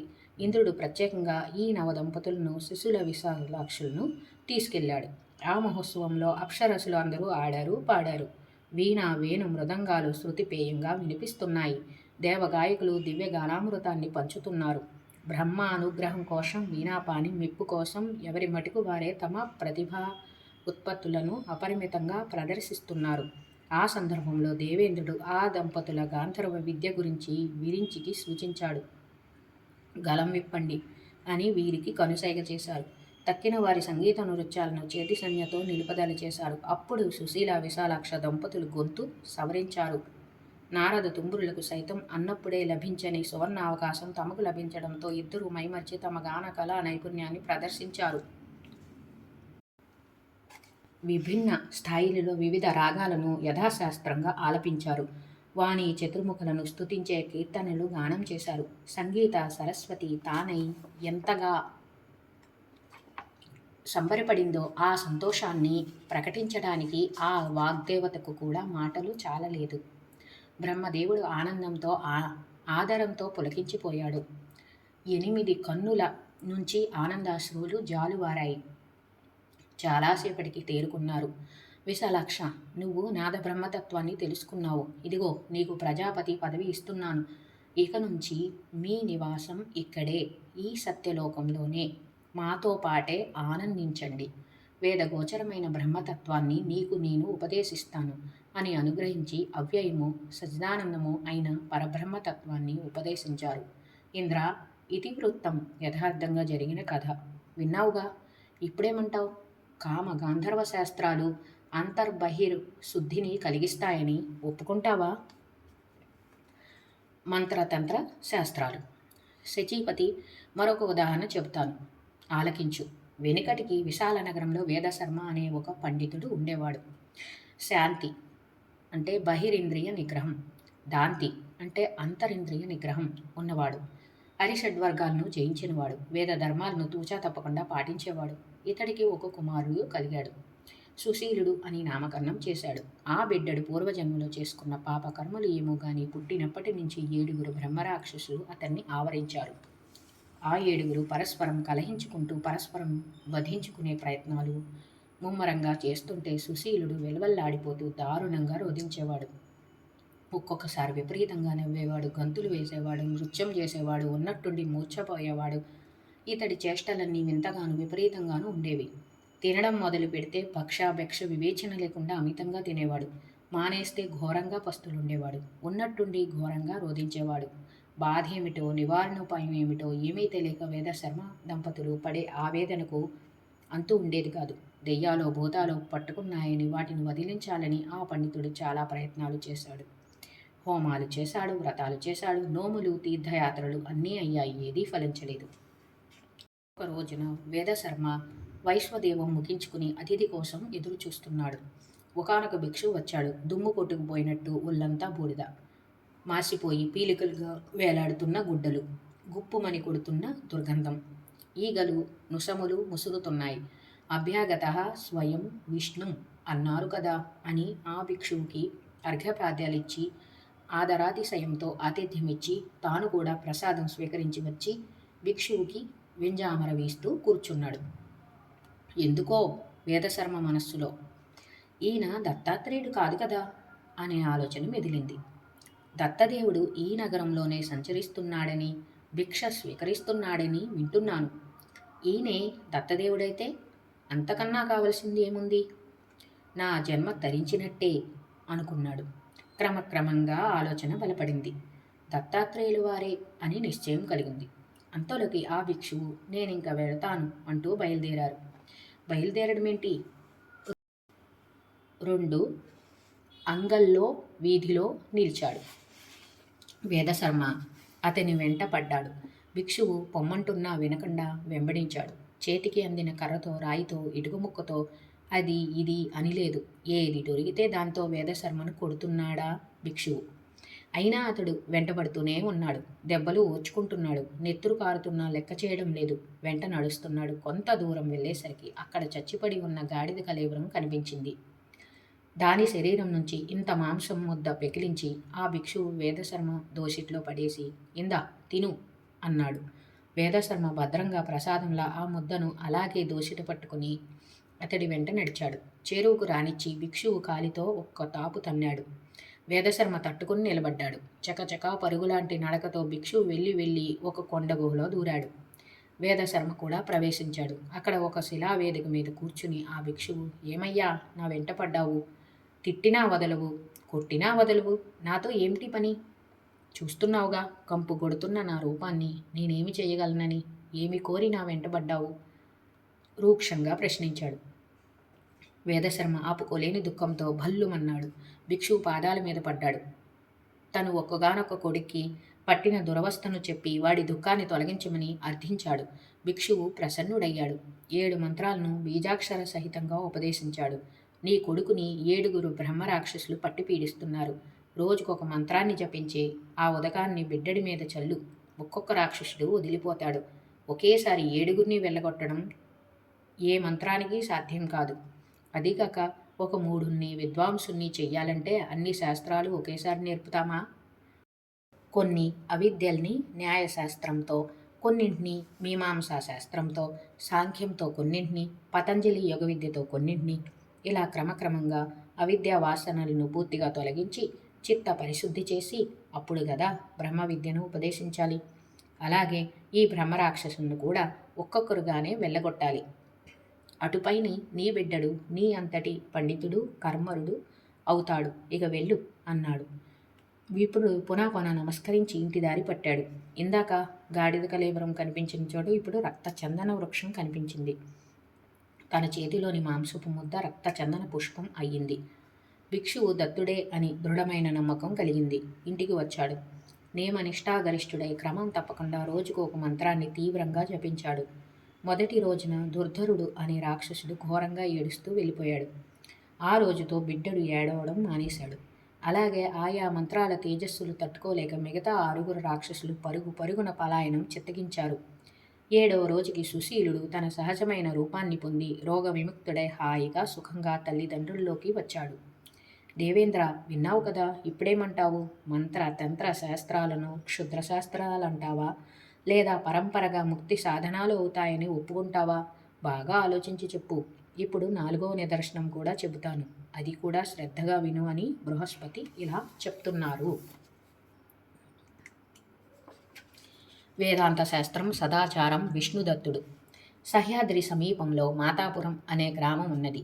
అది చాలా ప్రసిద్ధమైన నగరం. ఆ నగరంలో విష్ణుదత్తుడు అనే బ్రాహ్మణుడు ఉన్నాడు. అతడు వేద శాస్త్ర పారంగతుడు, మంచి నైష్ఠికుడు. అతడి ధర్మపత్ని పేరు సుశీల, పేరుకు తగ్గ పతివ్రత. వీళ్ళ ఇంటి ఆవరణలో ఒక రావి చెట్టు ఉంది, అంటే అశ్వత్థ వృక్షం. దాని మీద ఒక భయంకరమైన రాక్షసుడు నివసిస్తూ ఉన్నాడు. విష్ణుదత్తుడు రోజు నిత్య కర్మానుష్ఠానాలన్నీ పూర్తి చేసుకుని రోజు భోజనం చేసే ముందు భూతబలిని, వైశ్వదేవం అంటారు, ఇంటి ఆవరణలో గల రావి చెట్టు కింద సమర్పిస్తూ ఉండేవాడు. రోజు విష్ణుదత్తుడు వేసే భూతబలిని చెట్టుపై ఉన్న రాక్షసుడు కాకి రూపంలో వచ్చి తింటూ ఉండేవాడు. రోజు విష్ణుదత్తుడు వేసే భూతబలి తింటున్నందువల్ల ఆ బ్రహ్మరాక్షసంలో తమోగుణం నశించి సాత్విక చింతన బయలుదేరింది. ఒక రోజున ఆ రాక్షసుడికి ఒక మంచి బుద్ధి పుట్టింది. ఎంతో కాలంగా తిండి పెడుతున్నాడు కదా, ఇతడికి ఏదైనా ఉపకారం చెయ్యాలనే తలంపుతో విష్ణుదత్తుడి ఎదుట ప్రసన్న రూపంతో ప్రత్యక్షమై ఇలా అన్నాడు. విప్రవర్య విష్ణుదత్త, రోజు నువ్వు పెడుతున్న అన్నం తింటున్నాను, సంతృప్తి చెందాను. నీకు ఏదైనా ప్రత్యుపకారం చేద్దామని అనిపించింది. ఏదైనా చేయగల సమర్థున్నే కనుక ఏం ఉపకారం చేయమంటావో చెప్పు అన్నాడు. విష్ణుదత్తుడు ధర్మపత్ని సుశీలతో ఆలోచించి, రాక్షసోత్తమ, చాలా కాలంగా మాకు తీరని కోరిక ఒకటి ఉండిపోయింది. దత్తస్వామి ఈ పర్వత ప్రాంతంలోనే సంచరిస్తూ ఉంటారని వినడమే గాని ఎప్పుడూ వారి దర్శనం కాలేదు. దయచేసి వారినొక్కసారి చూపించు.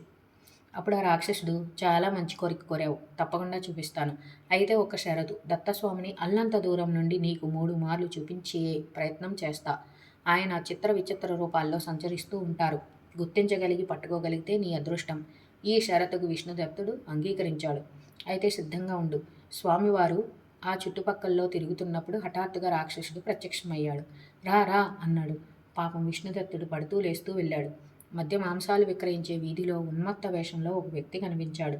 తాగిన మత్తులో దుమ్ము కొట్టుకుని పోయి పిచ్చివాని రూపంలో ఉన్న ఆ వ్యక్తిని చూపించి, అతడే దత్తస్వామి, వెళ్ళి దర్శించు అని రాక్షసుడు వెళ్ళిపోయాడు. విష్ణుదత్తుడు నమ్మలేకపోయాడు. ఇంత అనాచారుడా తన స్వామి? అబ్బే, ఈ రాక్షసుడు ఏదో ఆట పట్టించడానికి ఇలా అన్నాడు అని అనుకున్నాడు. ఇలా తనలో తాను తర్కించుకుంటూ ఉండగానే ఆ ఉన్మత్తుడు అలా అలా దూరమై అదృశ్యమయ్యాడు. రాక్షసుడు తిరిగి వస్తూనే, ఏమీ మందమతి వయ్యా విష్ణుదత్త, నీకు ముందే చెప్పాను గదా, స్వామి చిత్ర విచిత్ర రూపాల్లో తిరుగుతుంటారని. మరిచిపోయినట్లున్నావు, గుర్తించలేకపోయావు. బంగారం లాంటి అవకాశాన్ని జారి విడుచుకున్నావు. పోనీలే, చింతించుకు, మరోసారి చూపిస్తాను అని ఓరడించి వెళ్ళిపోయాడు. మరొక రోజున మరింత హడావిడిగా వచ్చాడు రాక్షసుడు. విష్ణుదత్త, రా రా, మహాదేవుడు ఇక్కడే నగరాల్లో సంచరిస్తున్నారు అన్నాడు. విష్ణుదత్తుడు బయలుదేరాడు. అది శ్మశానం. శ్మశాన వాటికలో దుమ్ము కొట్టుకుని పోయి ఉన్న ఒక మనిషి కనిపించాడు. అతడి చుట్టూ కుక్కలు గుమిగూడి తిరుగుతూ ఉన్నాయి. అతడి చేతిలో కపాలం ఉంది. కళ్ళు ఎర్రగా చింతనిప్పుల్లా ఉన్నాయి. ఎముకల్ని శరీరం నిండా ఆభరణాలుగా ధరించి ఉన్నాడు. స్వామికి ఇది మరొక రూపం కాబోలు అనుకుని విష్ణుదత్తుడు దగ్గరికి చేరబోయాడు. ఆ పెద్ద మనిషి కస్సుమన్నాడు. అందుబాటులో ఉన్న పొడవాటి ఎముక ముక్కను తీసుకుని విష్ణుదత్తుని కొట్టాడు. విష్ణుదత్తుడు భయపడిపోయాడు. కాళ్ళల్లో వణుకు బయలుదేరింది. కళ్ళు తిరిగాయి. పడిపోబోయి నిలదొక్కున్నాడు. బ్రతికుంటే బలుసాగు తిని బతకొచ్చు అనుకుని వెనక్కి తిరిగి చూడకుండా పరుగు లంఘించాడు. దూరం నుండి రాక్షసుడు ఇదంతా చూస్తున్నాడు. రాక్షసుడు, అయ్యో ఈ వెర్రిపాపుడు ఈసారి అవకాశం కూడా పోగొట్టుకున్నాడే. దైవం అనుకూలించకపోతే దైవ దర్శనం కాదు. విష్ణుదత్తుడు సిగ్గుపడుతూ ఇంటికి చేరుకున్నాడు. ఇంకొక రోజున ఆ రాక్షసుడు విష్ణుదత్తుని పిలిచి, నీకు దత్తస్వామిని 3 మార్లు చూపిస్తానని చెప్పాను కదా, ఇది చివరి ప్రయత్నం, నాతో రా అని తీసుకెళ్లాడు. సుశీలమ్మ కూడా భర్తకు బాగా ధైర్యం నూరిపోసింది. ఏమైనా సరే ఈసారి విజయం సాధించి తీరాలి అని గట్టిగా చెప్పి పంపించింది. తాను దృఢంగా సంకల్పించుకున్నాడు. 3వ మారు కూడా భయపడి వెనుదిరిగితే ఈ సృష్టిలో నాకన్నా దౌర్భాగ్యుడు ఇంకొకడు ఉండడు. ఏమైనా ధైర్యం చేయవలసిందే. స్వామి రూపం ఎంత భయంకరంగా ఉండని, జుగుప్సాగరంగా ఉండని, నన్ను తిట్టని కొట్టని, ఈ మారు స్వామి పాదాలు వదలను గాక వదలను అని ఆలోచించుకుంటూ రాక్షసుడి వెంట వెళ్ళాడు. గ్రామం దాటారు. వెలివాడ చేరుకున్నారు. అల్లంత దూరాన ఒక వికృతాకారుడు కనిపించాడు. చచ్చిపోయిన గాడిద శరీరం నుండి మాంసం ముద్దలు పెకిలించి కాకులకు, గ్రద్దలకు, కుక్కలకు, నక్కలకు విందులు పంచుతున్నాడు. బ్రాహ్మణోత్తమ, అతడే దత్తుడు. త్వరగా వెళ్ళి కాళ్ళ మీద పడు అని మెల్లగా చెప్పి రాక్షసుడు చల్లగా జారుకున్నాడు. విష్ణుదత్తుడు సర్వశక్తులు కూడా కట్టుకున్నాడు. ధైర్యం తెచ్చుకున్నాడు. గబగబా వెళ్ళి ఆ వికృతాకారుడు కాళ్ళ మీద పడ్డాడు. 2 పాదాలు 2 చేతులతో గట్టిగా పట్టుకున్నాడు. కళ్ళు మూసుకుని ఆయన ఎంత విదిలించినా వదల్లేదు. మాంసం ముద్దలతో వీపు మీద ఎంత బాదినా పట్టు సడలించలేదు. తన శరీరంపై గాడిద మాంసం గుట్టలాగా పడింది. అయినా అసహించుకోలేదు. అలా పాదాలు పట్టుకుని సాష్టాంగపడ్డవాడు పడ్డట్టే ఉన్నాడు. ఓరి మూఢుడా, నన్ను ఏడిపించుకు తింటావేమిరా, నిన్ను చంపేస్తాను, నీకు అసలు నాతో పనేంటి అని వికృతాకారుడు కర్ణ కఠోరంగా గద్దించాడు. అయినా సరే తన పని సాధించుకోవాలనే పట్టుదలతో విష్ణుదత్తుడు పాదాలు వదల్లేదు. అప్పటికి స్వామి ప్రసన్నుడయ్యాడు. వికృతాకారం వదిలేశాడు. మృదువుగా శ్రావ్యంగా ఇలా అన్నారు. విష్ణుదత్త, ఈ వికృతాకారుడితో నీకు ఈ పని ఏమిటయ్యా? నా కోసం 3 మార్లు వచ్చావు అన్నాడు. స్వరంలో వినిపించిన మార్ధవం, మాధుర్యం విష్ణుదత్తుణ్ణి పులకింపచేశాయి. వీపు మీద మాంసం ముద్ద బరువు ఎవరో తీసేసినట్లయింది. పట్టుకున్న కాళ్ళు నేల రమణీయంగా మారిపోయాయి. విష్ణుదత్తుడు మెల్లగా కళ్ళు తెరిచాడు. ఆ పాదాల మీద పట్టు పీతాంబరపు ఎర్రంచు వేలాడుతూ కనిపించింది. నల్ల కలువలు లాంటి పాదపద్మాలు తన చేతుల్లో ఉన్నాయి. ఆ పాదాలపై శిరస్సు ఆంచి గబగబా 3 మార్లు కళ్ళకి అద్దుకున్నాడు. లేచి నిలబడ్డాడు. చిరునవ్వులు చిందిస్తూ ప్రసన్న ముఖారవిందంతో పర్ణశాల ముందు కొన్న మావి చెట్టు నీడన తిన్నె మీద త్రిమూర్తి స్వరూపుడు దివ్యాంబరములు ధరించినవాడు, తులసీదామ విరాజితుడు, పుష్పమాలిక సమలంకృతుడు, పారిజాత పరిమళాలు వెదజల్లుతూ దర్శనమిచ్చారు. కనుచూపు మేరలో ఎక్కడా వెలివాడలేదు. మాంసపు ముద్దలు లేవు. కంటికి ఇంపు గొలిపే పచ్చని ఆశ్రమ వాతావరణం, పర్ణశాలలు, కుటీరాలు, శుచి అయి శాంతుడై ఎట్టెదుట ఆసీనుడై ఉన్న దత్తస్వామికి మళ్ళీ మళ్ళీ సాష్టాంగ దండ ప్రణామాలు చేసి ఆనంద భాష్పాలతో దోసిలియొగ్గి ఆనంద భాష్పములతో నిండిన కళ్ళను తుడుచుకుని గద్గద స్వరంతో ఇలా పలికాడు. మహేష, ఈ జగతీ తలంలో నేను ధన్యుణ్ణి. నన్ను కన్న తల్లిదండ్రులు ధన్యులు. యోగి వంద్య పదారవిందుడవైన నీ దర్శన భాగ్యం కలిగింది అని మరొకసారి పాదాల మీద పడ్డాడు. విష్ణుదత్త, నాతో నీ పనేమిటో చెప్పావు కాదు అన్నాడు దత్తాత్రేయుడు. అప్పటికి తేరుకున్న విష్ణుదత్తుడికి భార్య సుశీల చెప్పిన మాటల జ్ఞాపకం వచ్చాయి. అడగవలసిందేదో స్ఫురించింది. స్వామి, ఈరోజు మా తండ్రి గారి ఆబ్దీకం. తమరిని భోక్తగా నియంత్రించుకుంటాను. తమరు తప్పకుండా రావాలి అన్నాడు. విష్ణుదత్తుడి అభ్యర్థనను స్వామి అంగీకరించారు. అలాగే, తప్పక వస్తాను. నువ్వు ముందు నడు. కాసేపట్లో స్నానం సంధ్య ముగించుకుని నీ వెనకనే నీ ఇంటికి వస్తాను. నీ ప్రయత్నం సఫలం అయింది కదా, ఇక పద అన్నారు దత్తస్వామి. విష్ణుదత్తుడు పరుగు పరుగుని ఇంటికి చేరుకున్నాడు. పట్టరాని ఆనందంతో ఒగురుస్తూ సుశీలమ్మకు జరిగిందంత పోసగుచ్చినట్లు వివరించాడు. శ్రాద్ధ విధికి వంట సిద్ధం చేయమన్నాడు. ఆవిడ కూడా చాలా సంబరపడింది. స్నానం చేసింది. తడిగుడ్డలతో తద్దినపు వంటలో మునిగిపోయింది. విష్ణుదత్తుడు స్నానం చేసి మిగతా సామగ్రి అంతా సిద్ధం చేస్తున్నాడు. సరిగ్గా వంట అయింది. దత్తస్వామి గుమ్మంలో ప్రత్యక్షమయ్యారు. విష్ణుదత్తుడు భక్తి శ్రద్ధలతో ఎదురు వెళ్ళి అర్ఘ్యపాదాలిచ్చి లోపలికి తీసుకొచ్చాడు. మడి బట్టలు కట్టుకుని పీట మీద కూర్చున్నాడు. సుశీల అరిటాకులు అందించింది. సాధ్వి, నా సహపంక్తికి మిగతా ఇద్దరు ఏరి? నాలాంటి వాళ్ళని ఎవరిని పిలిచారు అని అంటూ కుశలం అడుగుతున్నట్లుగా ప్రశ్నించారు. అప్పటికి గాని గుర్తు రాలేదు. మిగతా ఇద్దరిని పిలవలేదని గాబరా పడకుండా గంభీరంగా సమాధానం చెప్పింది సుశీల. దేవదేవ, నీతో సమానుడైన భోక్త ఉన్నాడు, వస్తున్నాడు అంటూ వంటింట్లోంచి పెరట్లోకి వచ్చింది. ఆకాశంలో నడినెత్తిన సూర్యుడు దగదగలాడుతూ కనిపించాడు. సుశీల సూర్యునికి నమస్కరించి, సూర్యదేవ, జగదేక బంధు, సర్వాత్మక, సర్వధీ సాక్షి, నమో నమ. రవిప్రభు, అచేతనమైన ఈ సమస్త విశ్వాన్ని నీ చేతులతో సచేతనం చేస్తున్నావు. సర్వద్రష్టవు, సర్వాత్మకుడవు, పరాత్పరుడవు అయిన నిన్ను నేను ప్రత్యక్షంగా పిలవవలసింది ఏముంది? మాయాశక్తి సంపన్నుడైన నువ్వు ఈ వివిధ వికార భూతజాలంలోకి అంతరాత్మగా ప్రవేశించి అంతరాలోచనలకు బహిచేష్టలకు ఏకైక సాక్షిగా వెలుగొందుచున్నావు. ఈ ప్రార్థనకు సంబరపడ్డారు అంబరవిహారి. సౌమ్యుడై విప్రరూపంలో దర్శనమిచ్చాడు. సాధ్వి, ఏమి ఆజ్ఞ అన్నాడు. ఆబ్దికంలో రెండవ భోక్తగా కూర్చోవాలి నాయనా అంది. సరే అన్నాడు. లోపలికి వచ్చి విష్ణుదత్తుడి నుండి అర్ఘ్యపాద్యాదుల అందుకొని రెండో పీట మీద కూర్చున్నాడు. అరిటాకు పరిచాడు విష్ణుదత్తుడు. సాధ్వి, విశ్వదేవస్థానంలో మేమిద్దరం కుదిరాము, బాగుంది. మరి పితృదేవస్థానంలో కూర్చోవడానికి మాకు సాటి మనిషి ఏడి అని అడిగారు దత్తస్వామి చిరునవ్వులు చిందిస్తూ. స్వామి, తొందరపడకండి, ఇప్పుడే వస్తాను అంటూ సుశీల తమ నిరతాగ్నిశాలలోకి వెళ్ళింది. ఇలవేలుపు అగ్నిదేవుణ్ణి ప్రార్థించింది. సర్వశుచి, సర్వభక్షక, లే, మరో రూపం ధరించు, త్వరగా రా. శ్రాద్ధభోక్తగా వచ్చి కూర్చున్న దత్తస్వామి నీ కోసం ఎదురు చూస్తూ ఉన్నారు. తమకు సాటి వచ్చే మూడవ వాడివి నువ్వేనని భావిస్తున్నారు. సురోత్తమ, సురవర్య, వైశ్వానర, హవిర్భుజ, అగ్నిముఖ వై దేవాహ అంటుంది వేదం. దేవతలకు నీవు ముఖ స్థానీయుడవు. ధూమకేతు, గృహపతి, కర్మాధ్యక్ష, నీకు ఇదే నమస్కరిస్తున్నాను, అనుగ్రహించు. ఆ పతివ్రత ఇలా ప్రార్థించేసరికి ఒకానొక అగ్నిగుండం నుండి ఒక అంశతో అగ్నిదేవుడు ఆవిర్భించాడు.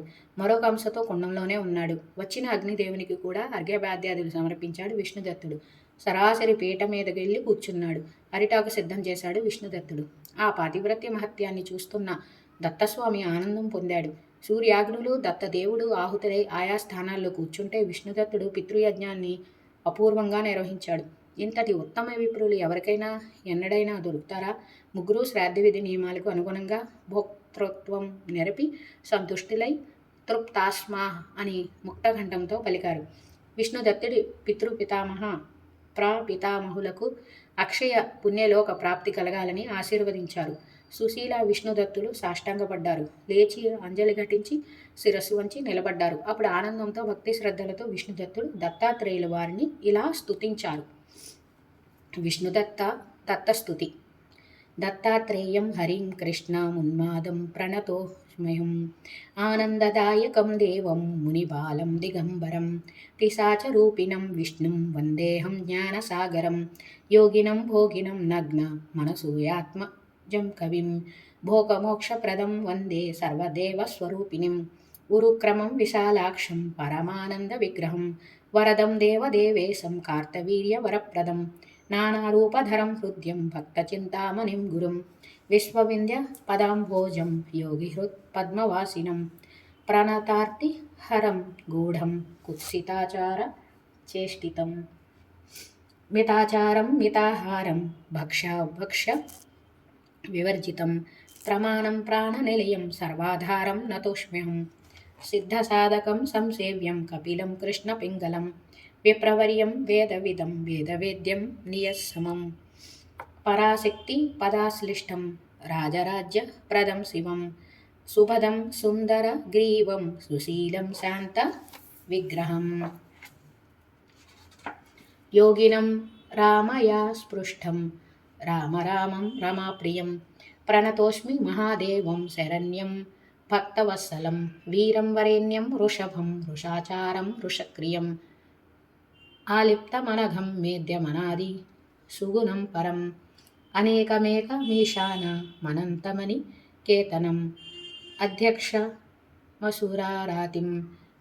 శమం శాంతం సనాతనం గుహ్యం గభీరం గహనం గుణజ్ఞం గహ్వరప్రియం శ్రీదం శ్రీసం శ్రీనివాసం శ్రీవత్సాంకం పరాయణం జపం తం జపతాం వంద్యం జయంతం విజయప్రదం జీవనం జగతసేతుం జానానం అంటే సర్వజ్ఞం జాతవేదసం యజ్ఞమీజ్యం యజ్ఞభుజం యజ్ఞేశం యాజకం యజు యష్టారం ఫలదం వందే సాష్టాంగం పరయాముదా. బ్రాహ్మణోత్తమ విష్ణుదత్త, నీకు పూర్తిగా ప్రసన్నే అయ్యాను. వరం కోరుకో, నా భక్తుడవైన నీ వాంఛితం తీరుస్తాను. దివ్యమైన నా అష్టోత్తర శతనామలిని నీవు ఈ విధంగా ప్రకాశింపజేశావు. సులభ సుందర శైలిలో అందరికీ విన్నంతనే అర్థమయ్యే భాషలో నా తత్వాన్ని, నా రహస్యాన్ని ఆవిష్కరించావు. అతి పురాతనమైన ఈ స్తోత్రాన్ని సమాహిత చిత్తంతో పఠించిన వ్యక్తిపై నాకు అత్యంత ప్రీతి ఏర్పడుతుంది. ఆ వ్యక్తికి యోగసిద్ధి కలుగుతుంది. నీ భార్య సుశీల గుణవంతురాలు, నిజంగా పతియే దైవంగా కలది. ఈమె ప్రభావం ఎంతటితో ఈనాడు ప్రత్యక్షంగా చూశాను. ఈమె సమస్త కళ్యాణ గుణ సంపన్న. నువ్వు సర్వ విద్యానిధివి. మీ దంపతులు ఇద్దరూ ఒకరికొకరు తగినవారు, సమానశీలురు, నాకు అత్యంతము ఆనందదాయకులు.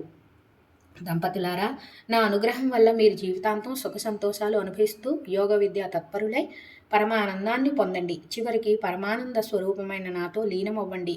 ద్విజవర్య, నీకు ఒక మంత్రాన్ని ఉపదేశిస్తాను, స్వీకరించు. దీనివల్ల నువ్వు ఎవరిని అనుగ్రహించి ఆశీర్వదిస్తే వారికల్లా ఆయురారోగ్య అష్టైశ్వర్యాలు, ధన ధాన్య యశస్శ్రీ సమృద్ధులు, పుత్ర పౌత్రాభివృద్ధి, వంశాభివృద్ధి ఒకటేమిటి, వారు కోరుకున్నవన్నీ క్షణంలో సిద్ధిస్తాయి. ఇందులో సందేహం లేదు. నువ్వు ఈ రోజు నిర్వహించిన శ్రాద్ధ విధి వల్ల నీ పితృదేవతలందరూ కర్మపాశ విముక్తులై శాశ్వతమైన బ్రహ్మలోక నివాసం పొందారు. అత్యంత దుర్లభమైన ముక్తిని వారికి ప్రసాదిస్తున్నాను. నీ ఇంటి ముంగిట రావి చెట్టు మీద ఉంటున్న రాక్షసుడు నీకు చాలా మహోపకారం చేశాడు.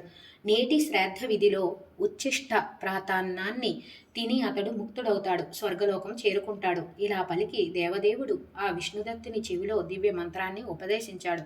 అతడు దాన్ని తన భార్యకు ఉపదేశించాడు. ఇద్దరూ ఏకాగ్ర చిత్తంతో జపించారు. దత్తదేవుడు తన అమృత హస్తాన్ని వారి శిరస్సులపై ఉంచి ఆశీర్వదించి మెరుపు తీగలాగా అదృశ్యమయ్యారు. సూర్య భగవానుడు కూడా సంతోషించి ప్రసన్నుడై ఆ దంపతులకు దివ్యస్థితిని అనుగ్రహించాడు. కామాగమనం కలిగిన దివ్య విమానాన్ని బహూకరించాడు. తలచుకున్న వెంటనే దర్శనం ఇస్తానని వరము అనుగ్రహము ఇచ్చారు. దంపతులిద్దరూ సాష్టాంగపడ్డారు. కర్మసాక్షి వినువీధికి చేరుకున్నాడు. ఇలవేల్పు అగ్నిదేవుడు కూడా దంపతులకు వరాలు అనుగ్రహించాడు. అమ్మా, నువ్వు ఎప్పుడు తలుచుకుంటే అప్పుడు ప్రత్యక్షమవుతాను. నువ్వు ఏది కోరితే అది నెరవేరుస్తాను. విష్ణుదత్త, నువ్వు నన్ను నిత్యము యథావిధిగా ఆరాధిస్తున్నావు కనుక నీకు కర్మసిద్ధిని అనుగ్రహిస్తున్నాను. నువ్వు మహా తేజస్వివి, అనుల్లంఘ శాసకుడివి, నిత్య సుఖివి, సర్వదేహ సుఖప్రదుడవు అగుగాక అని దీవించి అగ్నిదేవుడు తన యాగ కుండంలోకి ప్రవేశించాడు. రాక్షసుడు వచ్చి ఉచ్ఛిష్టాన్ని భక్తితో భుజించి రాక్షస రూపాన్ని విడిచిపెట్టి దివ్య సుందర దేవతామూర్తిగా మారిపోయి దివ్య విమానం ఎక్కి విష్ణుదత్తుడికి ప్రీతితో వీడుకోలు పలుకుతూ స్వర్గలోకానికి వెళ్ళిపోయాడు. పీడాతుర వృత్తాంతం. బృహస్పతి చెబుతూ ఉంటే శ్రద్ధగా వింటున్న ఇంద్రుడికి ఒక సందేహం వచ్చింది. ఇన్ని దివ్యవరాలు పొందిన విష్ణుదత్తుడు తన శేష జీవితాన్ని ఎలా గడిపాడు? ఆ శక్తుల్ని సద్వినియోగం చేశాడా? తెలుసుకోవాలని అనిపించింది. గురువర్య, తక్కిన ఉదాహరణల్ని తరువాత చెబుదురు గాని ముందు ఈ విష్ణుదత్తుడి కథ పూర్తి చేయండి. వరాలు పొందిన తర్వాత అతడి జీవితం ఎలా సాగింది తెలుసుకోవాలని కుతూహలంగా ఉంది, చెప్పండి అని అడిగాడు. ఇంద్రుడి ఆంతర్యం దేవగురువుకి అర్థమైంది. చిన్నగా నవ్వి అలాగేనంటూ ప్రారంభించాడు. శచీవల్లభ, అత్యంత దుర్లభులైన దివ్యవరాలు పొందిన విష్ణుదత్తుడు సత్వగుణ సంపన్నుడిగానే జీవితాన్ని గడిపాడు. పెద్దగా పొంగిపోలేదు, విర్రవేగలేదు, గర్వించలేదు. శాంతుడు, దాంతుడు, సదాచారుడు, సుశీలుడు, దయాళుడుగానే జీవించాడు. ఇతరుల గుణాలను మెచ్చుకుంటూ అందరికీ మిత్రుడై, కవి అయి, సర్వజ్ఞాన ప్రియుడై, ఎవరికి ఏ ద్రోహము చెయ్యనివాడై మునిపటిలాగానే తను బ్రతికేదో తాను బ్రతుకుతూ జీవితం గడుపుతున్నాడు. తన ప్రభావాన్ని, దివ్యశక్తుల్ని ఎవరికీ ప్రదర్శించలేదు, ప్రచారం చేసుకోలేదు. మట్టిగప్పిన మాణిక్యంలాగానే ఉండిపోయాడు. అయితేనేమి, దాగుతుందా? మంచి దాగదు, చెడు దాగదు. అతడి ప్రభావం ఆ నోట ఈ నోట పడి నెమ్మది నెమ్మదిగా లోకానికి తెలిసిపోయింది. గ్రామాలు, పట్టణాలు, చివరికి రాష్ట్రమంతా వ్యాపించి మొత్తం భూగోళమంతా తెలిసిపోయింది. విష్ణుమూర్తి మహిమలాగా విష్ణుదత్తుడి కీర్తి దశ దిశలా వ్యాపించింది. ఇంత ఎందుకు చెప్తున్నానంటే అసలు సంగతి వస్తుంది విను. గోదావరి తీరంలో కుషావర్తం అనే ఊరుంది. అది ఒక బ్రాహ్మణ అగ్రహారం. అక్కడి వారంతా వేదాంగవేత్తలు, సకల శాస్త్ర పారంగతులును. వారి మధ్యలో పాపం ఒక నష్టజాతకుడు ఉన్నాడు. అతడి పేరే పీడాతరుడు. పుట్టడమే వాతగుల్మ రోగంతో, 8వ ఏట క్షయరోగం, ఆ పైన 3 ఏళ్లకి జలోదరం, మరో ఏడాదికి జీర్ణజ్వరం, వీటికి తోడు 6 నెలలకి అతిసారం, 4 నెలలకి భగంధరం, ఇలా నానా రోగాలు అతన్ని పట్టి పీడిస్తున్నాయి. చివరికి త్రిదోషం సంక్రమించి ఇవ్వాలో రేపో అన్నట్లు ఉంది అతని పరిస్థితి. ఇంతా చేసి అతనికి 20 ఏళ్ళు. అతనికి ఒక భార్య. పాపం ఆ పిల్ల వయసు 16 సంవత్సరాలు. పేరు సుమేధ. పేద ఇంటి పిల్ల. అభం శుభం తెలియని పిల్ల. ఏడవడం తప్ప ఏమీ తెలీదు. ఆ రోగిష్టి వాడికి సకలోపచారాలు చేస్తుంది. విసుక్కోకుండా, కసుక్కోకుండా శ్రద్ధగా సేవలు చేస్తుంది. ఎవరు ఏ మందు చెబితే అదల్లా కొని తెచ్చి వేస్తూ ఉండేది. ప్రతి వైద్యుడికి చూపిస్తుంది. డబ్బుకు ముందు వెనుక చూడడం లేదు. అత్తమామలు హరి అంటూ ఇచ్చిపోయిన ఆస్తి అంతా ఈ వైద్యాలకే హరించుకుపోయింది. దిక్కుతోచని పరిస్థితి, రోజు గడవని స్థితి. ఊరి వాళ్ళు చేయగలిగినంత కాలం సహాయం చేశారు. ఇక వీడి రోగాలు తగ్గేవి కావు, వీళ్ళ సంసారం బాగుపడేది లేదు అని వదిలేశారు. సరిగ్గా ఈ దశలోనే విష్ణుదత్తుడి అద్భుత మహిమ గురించి వింది ఆ లేత ఇల్లాలు. కన్న తండ్రిని తోడు తీసుకుని విష్ణుదత్తుని ఇంటికెళ్ళి వలవలా ఏడుస్తూ తన దుస్థితి అంతా చెప్పుకుని పతి భిక్ష పెట్టమని ప్రార్థించింది. విష్ణుదత్తుడు ఓదార్పు మాటలతో ధైర్యం చెప్పాడు. తన నిత్యాగ్నిహోత్రాన్ని శిష్యునికి అప్పగించి వారి వెంట కాలినడకన కుషావర్తానికి చేరుకుని పీడాతురుణ్ణి చూశాడు. ప్రాణాలు ఉగ్గబెట్టి మూసిన కన్ను తెరవకుండా పడి ఉన్నాడు. వెంటనే విష్ణుదత్తుడు ఆ ఊరి వాళ్ళందరినీ సమావేశపరిచి, మీ బంధువు ఈ పీడాతురుని పరిస్థితి ఇలా ఉంది. ఇప్పుడు ఏం చేయాలో దయచేసి ఆలోచించండి. అందరూ ఏమైనా చెప్పవలసిందుంటే నాకు తెలియచేయండి అని సవినయంగా విజ్ఞప్తి చేశాడు. విప్రోత్తమ, అన్నింటికీ నీవే ప్రమాణం. నీవేది చెప్తే అది, ఏది చేస్తే అది. మేమంతా ఇంతకాలము మా శక్తి మేరకు ఏవేవో యత్నాలు చేశాం, ఏదీ ఫలించలేదు. ఇప్పుడు నువ్వు ఏది ఆజ్ఞాపిస్తే అది చేస్తాం అని బ్రాహ్మణులంతా ఏకకంఠంతో పలికారు. విప్రులారా, మీరు భారమంతా నా మీద పెడుతున్నారు. నా మనసులోని మాట చెబుతున్నాను వినండి. దత్తస్వామి దయవల్ల నేను ఏదైనా చేయగలను. కానీ చేసిన పని లోకానుగుణంగా ఉండాలి. లోక విరుద్ధంగా చేయడం సజ్జన పద్ధతి కాదు. అందుచేత ఈ రోగిని హఠాత్తుగా కాకుండా క్రమక్రమంగా ఆరోగ్యవంతుని చేస్తాను అని ఒక్క నిమిషం ఆలోచించి మళ్ళీ ఇలా అన్నాడు. మీకు తెలియంది కాదు, రోగాలు దుష్కర్మల ఫలాలుగా వస్తాయి. వాటిని గుర్తించి ప్రాయశ్చిత్తం చేసుకోవడమే సరైన మందు, అసలు శిశులైన వద్యం. అందుచేత ఇతడి కర్మ విపాకం గురించి ఆలోచించాలి. ప్రాయశ్చిత్తాన్ని ఇతడి భార్య ఆచరించవలసి ఉంటుంది. బ్రహ్మ హత్యాపాతకం చేస్తే క్షయరోగం వస్తుందంటారు. దీనికి ప్రాయశ్చిత్తంగా 12 సంవత్సరాల వ్రతం ఉంది. వాతగులమానికి 6 ఏళ్ల వ్రతం. హరిద్రోహానికి ఫలంగా జలోదరం సంక్రమిస్తుంది. ఇది చాలా కఠినమైన రోగం. దీనికి 12 ఏళ్ల వ్రతమే ప్రాయశ్చిత్తం. ఈ 3 ఇతన్ని బట్టి పీడిస్తున్న ప్రధానమైన రోగాలు. భగంధరం దీనికి 3 ఏళ్ల వ్రతం ప్రాయశ్చిత్తం. ఈ వ్రతాలన్నింటినీ ఒకేసారి ప్రారంభించవచ్చు. సగంలోకి వచ్చేసరికి రోగాలు సగం తగ్గుతాయి. పూర్తిగా వ్రతాలు సమాప్తమయ్యేసరికి రోగాలు నయమవుతాయి. విష్ణుదత్తుడు చెప్పిన దానికి అందరూ అంగీకరించారు. సుమేధకు సహకరిస్తామని మాట ఇచ్చారు. ఆ ఇల్లాలు వెంటనే వ్రత ఆచరణ మొదలుపెట్టింది. ఆ రోజే గుణం కనబడింది. 3 ఏళ్ళు అయ్యేసరికి పూర్తిగా భగంధరం తగ్గిపోయింది. 6 ఏళ్ళు అయ్యేసరికి వాతగుల్మం అంతరించిపోయింది. 12 ఏళ్లకి క్షయ జలోదరాలు పూర్తిగా ఉపశమించాయి. పీడాతురుడు కోలుకున్నాడు. ముఖంలోకి తేజస్సు కనిపించింది. విష్ణుదత్తుడు అప్పుడప్పుడు ఏవో రసకులికలు ఇస్తూ ఉండేవాడు. వాటితో జీర్ణజ్వరము అతిసారము ఉపశమించాయి. అంతా కుదుటపడిందని వార్త అందగానే విష్ణుదత్తుడు బయలుదేరి వచ్చాడు. పీడాతురుడి హృదయం మీద తన చెయ్యి ఆంచి ఆనాడు దత్తస్వామి తనకు ఉపదేశించిన మహామంత్రం జపించాడు. పీడాతురుడు సంపూర్ణ ఆయురారోగ్యాలతో లేచి కూర్చున్నాడు. వారింట ధనధాన్య సమృద్ధి ఏర్పడింది. దంపతుల మనస్సులో హరిభక్తి కుదురుకుంది. వారి బలవంతం మీద విష్ణుదత్తుడు వారింట్లో 3 రోజులున్నాడు. సాటి విప్రులతో గోష్ఠీ కార్యక్రమాలతో హాయిగా గడిపాడు. ఆ దంపతులు ఇతన్ని కన్న తండ్రిలా చూసుకున్నారు. ఇతడు వారి పట్ల అలాంటి ప్రేమనే చూపించాడు. 3 రోజులు 3 క్షణాల్లా గడిచిపోయాయి. ఆ మన్నాటి ఉదయం నూతన వస్త్రాలతో పూలదండలతో విష్ణుదత్తుని పూజించి ఆ దంపతులు ఆశీస్సులు అందుకుని ప్రేమగా ఆర్ద్రంగా వీడుకోలు పలికారు. విష్ణుదత్తుడు సంతృప్తిగా ఇల్లు చేరుకున్నాడు. మళ్ళీ ఎప్పటిలాగానే తన దైనందిన జీవితాన్ని గడుపుతున్నాడు. ఇలాంటి మంచి పనులు ఇతడు ఇంకా ఇలా చేశాడు. దత్తుడు అనుగ్రహం వల్ల ఇతడిలో అభిమానం కానీ అహంకారం కానీ ఏనాడూ ప్రవేశింపలేదు. మంత్రశక్తితో అద్భుతాలు చేయగలిగినా అతడు అలా చేయలేదు. తక్కిన శాస్త్రాల పట్ల విశ్వాసాన్ని పోగొట్టలేదు. లోకంలో స్థిరపడిన పద్ధతికి విరుద్ధంగా ప్రవర్తింపలేదు. శాస్త్ర ప్రకారం ప్రాయశ్చిత్తాలు చేసుకుంటే దుష్కర్మల ఫలితాలు అంతరిస్తాయని, సత్కర్ణాచారణమే అన్నింటికీ ఉత్తమోత్తమని లోకులు గుర్తించేటట్లు చేశాడే తప్ప తన మహిమను చాటుకునే ప్రయత్నం ఏమాత్రమూ చేయలేదు. దేవేంద్ర, నేను రచించి శిష్యులకు బోధిస్తున్న ఈ ఆయుర్వేద మంత్రతంత్ర శాస్త్రాలు, సంగీత నృత్యాది కళలు ఇవన్నీ పరంపరగా దైవభక్తిని ప్రోగు చేసేవేనని, అవిద్యను నశింపచేసేవేనని ఇప్పటికైనా అంగీకరిస్తావా? ఇవి భోగ పరాలు కావు, మోహకారకాలు కావు, ఇవి అర్థ సంపాదన పరాలు కావు. శత్రువులను చంపడానికో, అభిచార క్రియలు చేయడానికో, వశీకరణాది క్షుద్ర విద్యలు సంపాదించడానికో నేను ఈ శాస్త్రాలు లోకానికి అందించడం లేదు. వీటి పరమ ప్రయోజనం అది కాదు. విషలోలురైన జనుల్ని మంచి మాటలతో మళ్లించి తత్వనిష్ఠుల్ని చేయడం ఒకటే శాస్త్రాల యొక్క చివరి ఫలం. ఇలా క్రమంలో శుద్ధి పొందాక తత్వమసి లాంటి మహావాక్యాలను వారికి బోధిస్తే హృదయాల్లోకి ఎక్కుతాయి. వేదాంత భావన వారిలో స్థిరపడుతుంది. పీడాతురునికి ముందు రోగాలు నయం చేసి అటుపైన మంత్రోపదేశం చేశాడు విష్ణు దత్తయోగి. అందుకని అతడు కృతకృత్యుడు కాగలిగాడు. రోగాలు తగ్గనంతసేపు ఎవరికీ ఏ వేదాంతము తలకెక్కదు. అందుచేత మూఢలోకానికి సద్గురువు అవసరం ఎంతైనా ఉంది. అతను క్రమక్రమంగా వారికి అంతఃశుద్ధిని కలిగించి మహావాక్యాలను ఉపదేశించి స్వస్వరూప పరిజ్ఞానంతో ఆనందోపలబ్ధిని ప్రసాదిస్తాడు. ఈ మార్గంలో క్షణంలో కృతకృత్యుడు కాగలుగుతాడు. ఇక్కడ మరో ఉదాహరణ చెప్తాను విను.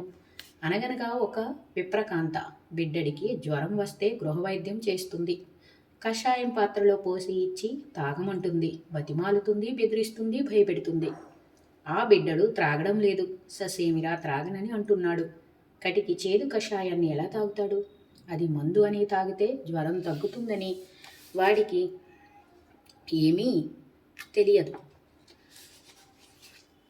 చెబితే మాత్రం గ్రహించగల బుద్ధి వికాసం అతనికి లేదు. త్రాగను అంటే త్రాగను అంటున్నాడు. ఆ తల్లికి ఒక ఆలోచన వచ్చింది. లోపలికి వెళ్ళి ఇంత పటికి బెల్లం పట్టుకొచ్చింది. కషాయం త్రాగు, పటికి బెల్లం పెడతాను అని అంది. ఆ బిడ్డడు వెంటనే తాగేశాడు. తల్లి ఆ తెచ్చిన పటికి బెల్లంలోనే పెసరంతా పెట్టి పంపించింది. మళ్ళీ వచ్చి అడిగితే ఇంకొంచెం పెట్టింది. ఇలా కొంచెం కొంచెం పెట్టి ఆ బిడ్డడు ఆటపాటల్లో పడిపోయేసరికి పటికి బెల్లాన్ని మొత్తం దాచేసింది. సురేశ్వర, ఈ శాస్త్రాలు, ఈ కళలు కలకండ ముక్కల్లాంటివి. తత్వోపదేశమనే కషాయాన్ని త్రాగడానికి ఇవి ఉపకరిస్తాయి. కైవల్యమే అసలు సిసలైన ఆరోగ్యం. అదే చివర ఫలం. కుండిలుడు విశాలాక్షి గాథ. ఇంద్ర, ఇంకా ఆరో ఉదాహరణ కూడా ఆలకించు. సహ్యాద్రి పర్వతానికి ఉత్తర దిక్కున ఒక గ్రామం ఉంది. ఆ ఊళ్ళో కుండీలుడు అనే బ్రాహ్మణుడు ఉన్నాడు. అతని భార్య విశాలాక్షి. అప్సరసలను తలపించే సౌందర్యం, రూపానికి తగిన గుణాలు, సౌశల్యానికి అనుకువకు పెట్టింది పేరుగా కాపురానికి వచ్చిన దగ్గర నుండి ఇరుగు పొరుగు వారితో అవును అనిపించుకుంటోంది. వివాహం అయి 5 ఏళ్లు గడిచినా వారికి సంతానం లేదు. ఎన్నో నోములు వ్రతాలు చేస్తున్నారు కానీ ఇంకా భగవంతుడు వారిని అనుగ్రహించలేదు. భార్యాభర్తలు ఇద్దరూ సుఖంగా అన్యోన్యంగా కాలం గడుపుతున్నారు. ఇలా ఉండగా ఒకరోజు కుండిలుడు పొరుగురు వెళ్ళవలసి వచ్చింది. తప్పనిసరిగా వెళ్ళక తప్పలేదు. వెళ్ళడానికి అక్కడ ఉండి పని చూసుకుని తిరిగి రావడానికి నెల్లాళ్ళు పడుతుందని అందాక భార్యకు ఇంట్లో కావలసిన సరుకులు సిద్ధం చేసి ఇరుగు పొరుగు వారికి కాస్త జాగ్రత్తగా చూస్తుండమని చెప్పి విశాలాక్షికి ధైర్యం చెప్పి తాను దారి భత్యం మూటగట్టుకుని ఉదయాన్నే చల్లబాటు వేళ బయలుదేరాడు. ఆ ప్రాంతంలో ఝుంటికుడు అనే మగపిశాచం తిరుగుతుంది అనే ప్రతీత ఉంది. వాడు పూర్వజన్మలో బహుదుష్టుడు, దుర్బలుడు, దుర్జనుడు, కామాతురుడై అర్ధాంతరంగా చచ్చాడు. పిశాచం అయ్యాడు. ఎంతటి మంత్రగాళ్ళకి వీడు లొంగడం లేదు. అందగత్తె ఒంటరిగా కనిపెడితే చాలు మోసం చేసి గాని బలాత్కారం చేసి గాని అనుభవిస్తున్నాడు.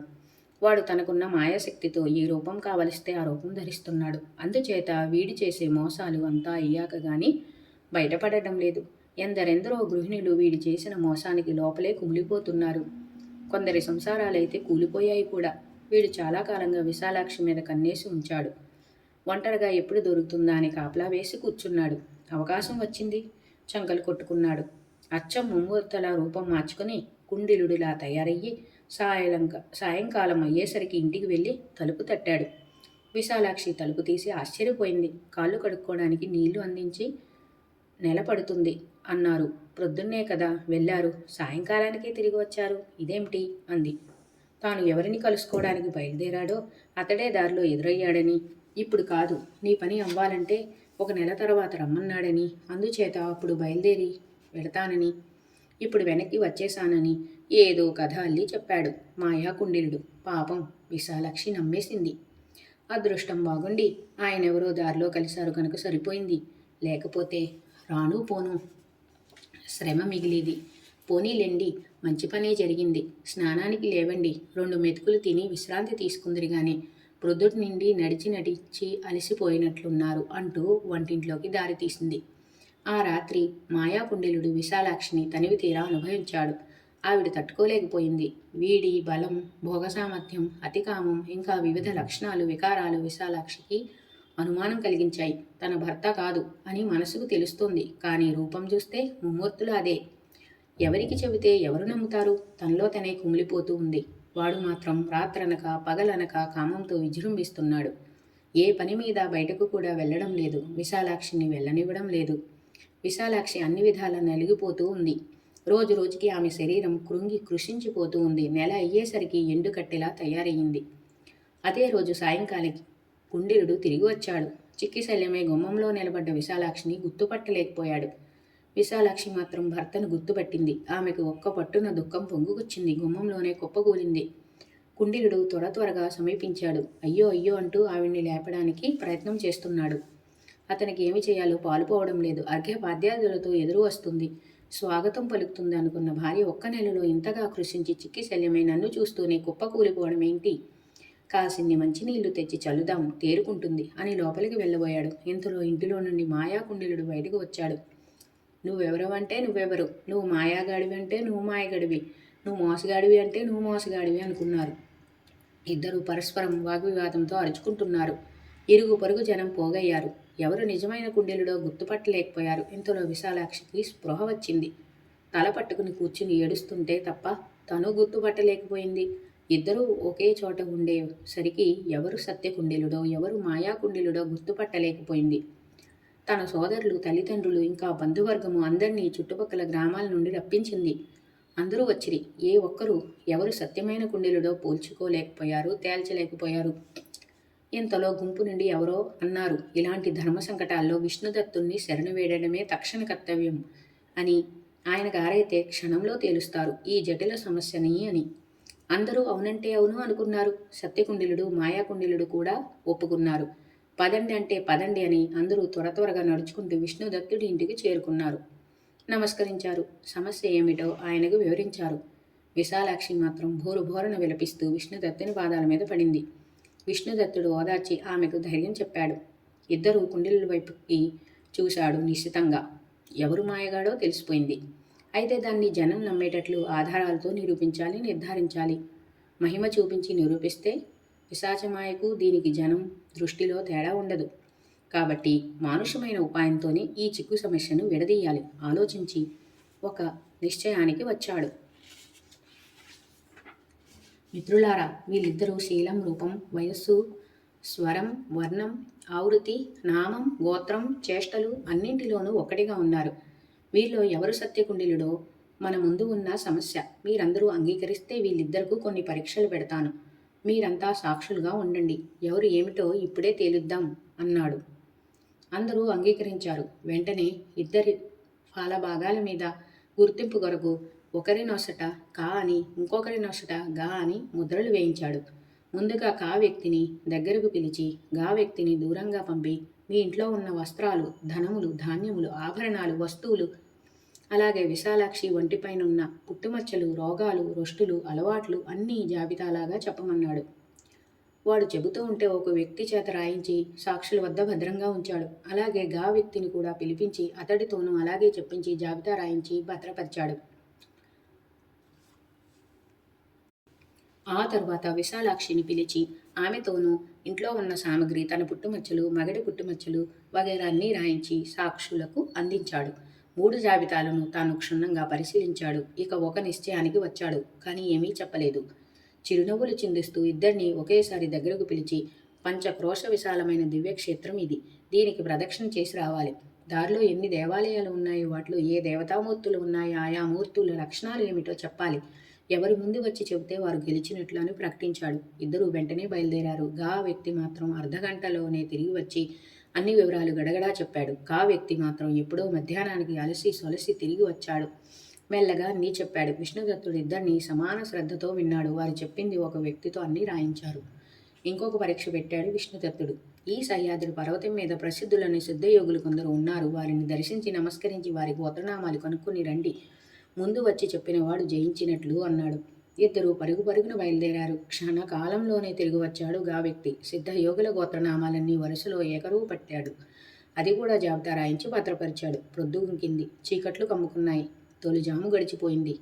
అప్పటికి తిరిగి వచ్చాడు కా వ్యక్తి. రొప్పుతూ రోజుతూ పాపం పడుతూ లేస్తూ వచ్చాడు. వస్తూనే విష్ణుదత్తుని పాదాల మీద పడ్డాడు. మహానుభావ, నిజం చెబుతున్నాను. కొండంతా తిరిగి వచ్చాను. ఎంతో పరీక్షగా చూశాను. నా కంటికి ఏ సిద్ధయోగి కనిపించలేదు. ఇంకా నమస్కరించడం ఏమిటి, గోత్రనామాలు అడగడం ఏమిటి? కాళ్ళీడ్చుకుంటూ ఎలాగో మీ దగ్గరకు చేరుకున్నాను. ఇంకా భయం లేదు. కాసిన్ని మంచినీళ్ళు ఇప్పించండి అన్నాడు. అతడికి అవసరమైన ఉపచారాలు చేయించి విష్ణుదత్తుడు ఈసారి గంభీరంగా కూర్చున్నాడు. ఒక్క నిమిషం కళ్ళు మూసుకుని తెరిచాడు. ఇదే చివరి పరీక్ష. నీ శక్తికి యుక్తికి ఇందులో నెగ్గడం అంటూ సన్నమూతి ఉన్న సీసా లాంటి గాజు పాత్రను దాని మూత తీసి అందరి సమక్షంలో మధ్యలో ఉంచాడు. ఇందులోకి తటాలను ప్రవేశించి చరాలను బయటకు రావాలి. ఇదే చివరి పరీక్ష, ప్రయత్నించండి అన్నాడు. విష్ణుదత్తుని మాట ముగిసేలాగానే గా వ్యక్తి సూక్ష్మ రూపం ధరించి గాజు సీసాలకు ప్రవేశించాడు. విష్ణుదత్తుడు అప్పుడు మెరుపు వేగంతో బెరడాతో సీసా బిగించాడు. పిశాచం ఇంకా బయటకు రాకుండా మంత్రం వేశాడు. సాక్షులు, ప్రేక్షకులు అందరూ హర్షధ్వానాలు చేశారు. ఇన్నేళ్లుగా పట్టి పీడిస్తున్న పిశాచం పీడ విరగడయిందని అందరూ హాయిగా ఊపిరి పీల్చుకున్నారు. ఆనందంతో కేరింతలు కొట్టారు. సత్యకుండిలుడు, విశాలాక్షి పరస్పరం గాఢంగా కౌగిలించుకున్నారు. విష్ణుదత్తుడికి సాష్టాంగ నమస్కారాలు చేసి ఆశీస్సులు తీసుకున్నారు. అక్కడున్న వారిలో ఒక వ్యక్తి లేచి, మహానుభావ, నువ్వు దివ్యశక్తి సంపన్నుడవని మాకు తెలుసు. కేవలం అలా చూసి సత్యాసత్యాలను గ్రహించవలు. మరి 4 పరీక్షలు పెట్టావేంటి? దయచేసి నా సందేహం తీర్చు అని అభ్యర్థించాడు.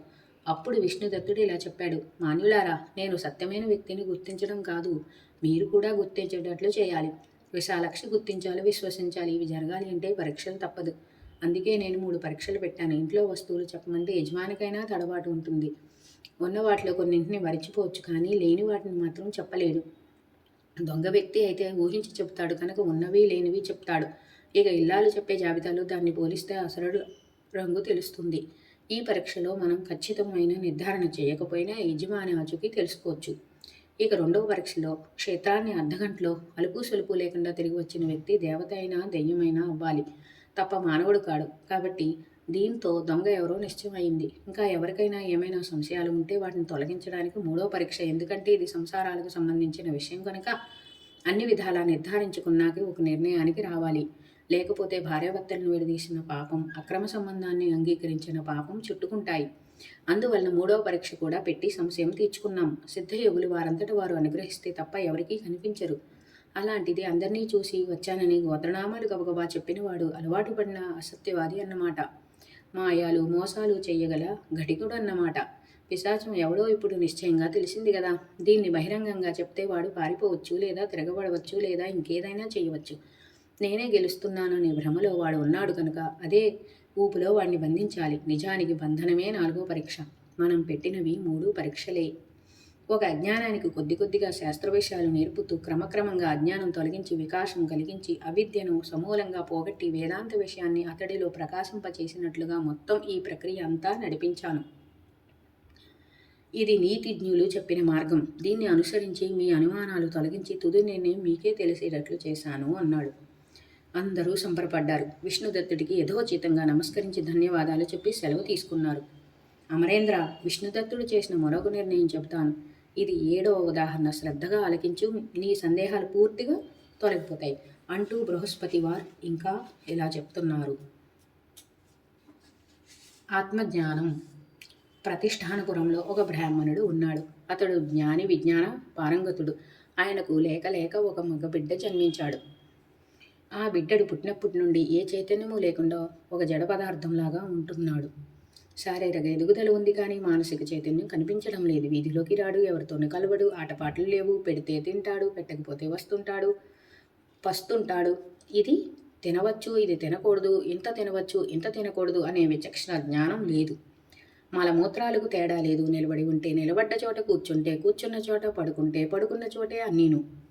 ఏదో పిశాచం పట్టిన వాడిలా ఎప్పుడూ ఏకాంతాన్ని కోరుకుంటూ, ఎవరితో కలవాలన్నా పలకాలన్నా భయపడుతూ, చదువు సంధ్యలు లేకుండా ఇంట్లోనే పడి ఉన్న కొడుకును చూసి ఆ దంపతులు ఎంతో కుమిలిపోతూ ఉండేవారు.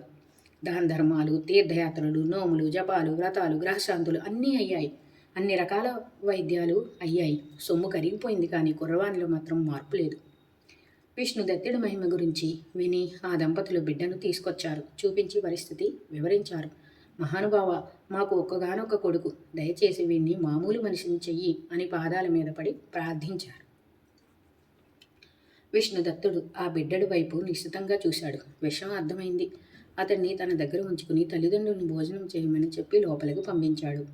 వాళ్ళు అలా వెళ్ళగానే ఆ బిడ్డడితో విష్ణుదత్తుడు ఇలా సంభాషించాడు. బ్రహ్మాన్, తమరెవరు?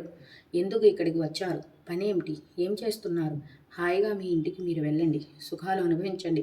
సుఖంగా భుజించండి. ఇప్పుడు నన్ను ఏం చేయమంటారో చెప్పండి. ఈ జడ్జితనాన్ని వదిలేయండి అని విష్ణుదత్త యోగి అనేసరికి ఆ శిశుయోగి పెదవి విప్పి ఇలా పలికాడు. యోగిన్, ఏమి చేయను? ఎక్కడికి వెళ్ళను? ఏది స్వీకరించను? ఏది పరిత్యజించను? కల్పాంతంలో నీటితో నిండిపోయినట్లు ఈ విశ్వం ఆత్మ పదార్థంలో నిండిపోయింది. అంతా నేనే. నేను సదానందమయుణ్ణి. సోహం. నాకింక భోక్తవ్య ఏమిటి? పరిత్యాజ్యం ఏమిటి? అన్నము నేనే, మంత్రము నేనే, మరొకటి నేనే, అన్నీ నేనే, అంతా నేనే. శిశుయోగి మాటలకు విష్ణుదత్తుడు చాలా సంబరపడ్డాడు. మృదువుగా కౌగిలించుకున్నాడు. నాయనా, నిజమే, అంతా నువ్వే, అన్నీ నువ్వే, విశ్వమంతా ఆత్మపదార్థమే. అలాంటప్పుడు కర్మను ఆచరించకపోవడం ఇంతటితో ఆచరించడం అంతటిదే కదా. ఆచరించినందువల్ల నీకు ఏ దోషం చుట్టుకుంటుందో చెప్పు. నిష్కామ కర్మాచరణంతో జీవన్ముక్తుడివై సుఖంగా జీవించు. కర్మాచరణం నువ్వు చెయ్యి, ఎదుటి వారికి నేర్పు, ఆదర్శప్రాయంగా నిలబడు. లోకం కోసం కొన్ని పనులు మనం చెయ్యాలి. ఇందువల్ల కర్మానుబంధం చుట్టుకోదా అని నువ్వు అడగవచ్చు. చుట్టుకోదు. ఎందుకంటే ఏ బంధమైనా దేహాభిమానం వల్ల పుడుతుంది. దాన్ని వదలడమే కదా ముక్తి అంటే. నేను, నాది అనేవి బంధకారణాలు. నేను కాను, నాది కాదు అనేవి ముక్తి కారకాలు. శిశుయోగీశ్వర, స్వస్వరూపం తెలుసుకో. ఇక్కడ నీకు కర్మానుబంధం లేదు. అవమానాల వల్ల కలిగే గుణదోషాలు కూడా అభిమానం వల్లనే. కనుక దేహాభిమానం వదిలేస్తే గుణము లేదు, దోషము లేదు, బంధము లేదు. ఈ అభిమానాన్ని వదల్లేక కర్తృత్వాన్ని తన మీదనే వేసుకునే అహంకారికి విషయవాసనలు, సుఖదుఖాది క్రియలు తప్పవు. నిరభిమానానికి ఇవి ఏవి అంటవు. అందుచేత ఆ అహంకారాన్ని, ఆ దేహాభిమానాన్ని ఒక్కదాన్ని విడిచిపెట్టగలిగి కర్మ మార్గంలో ప్రయాణం చేసిన ఒకవేళ అతడు మూఢుడే అయినా కర్మపాశబద్ధుడు కాదంటే ఇక నీబోటి పండితుడి సంగతి చెప్పాలా? బంధమోక్షాలు రెండింటికి మనస్సే కారణం.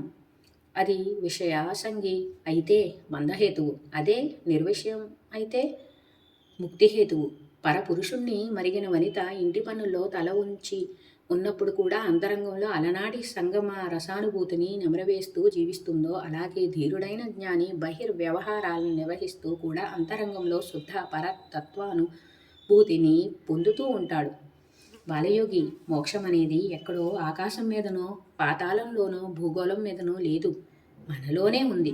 అహంకార రూపమైన విమోహం నశించడమే మోక్షమంటే. ఇదేమంత కష్టం కాదు.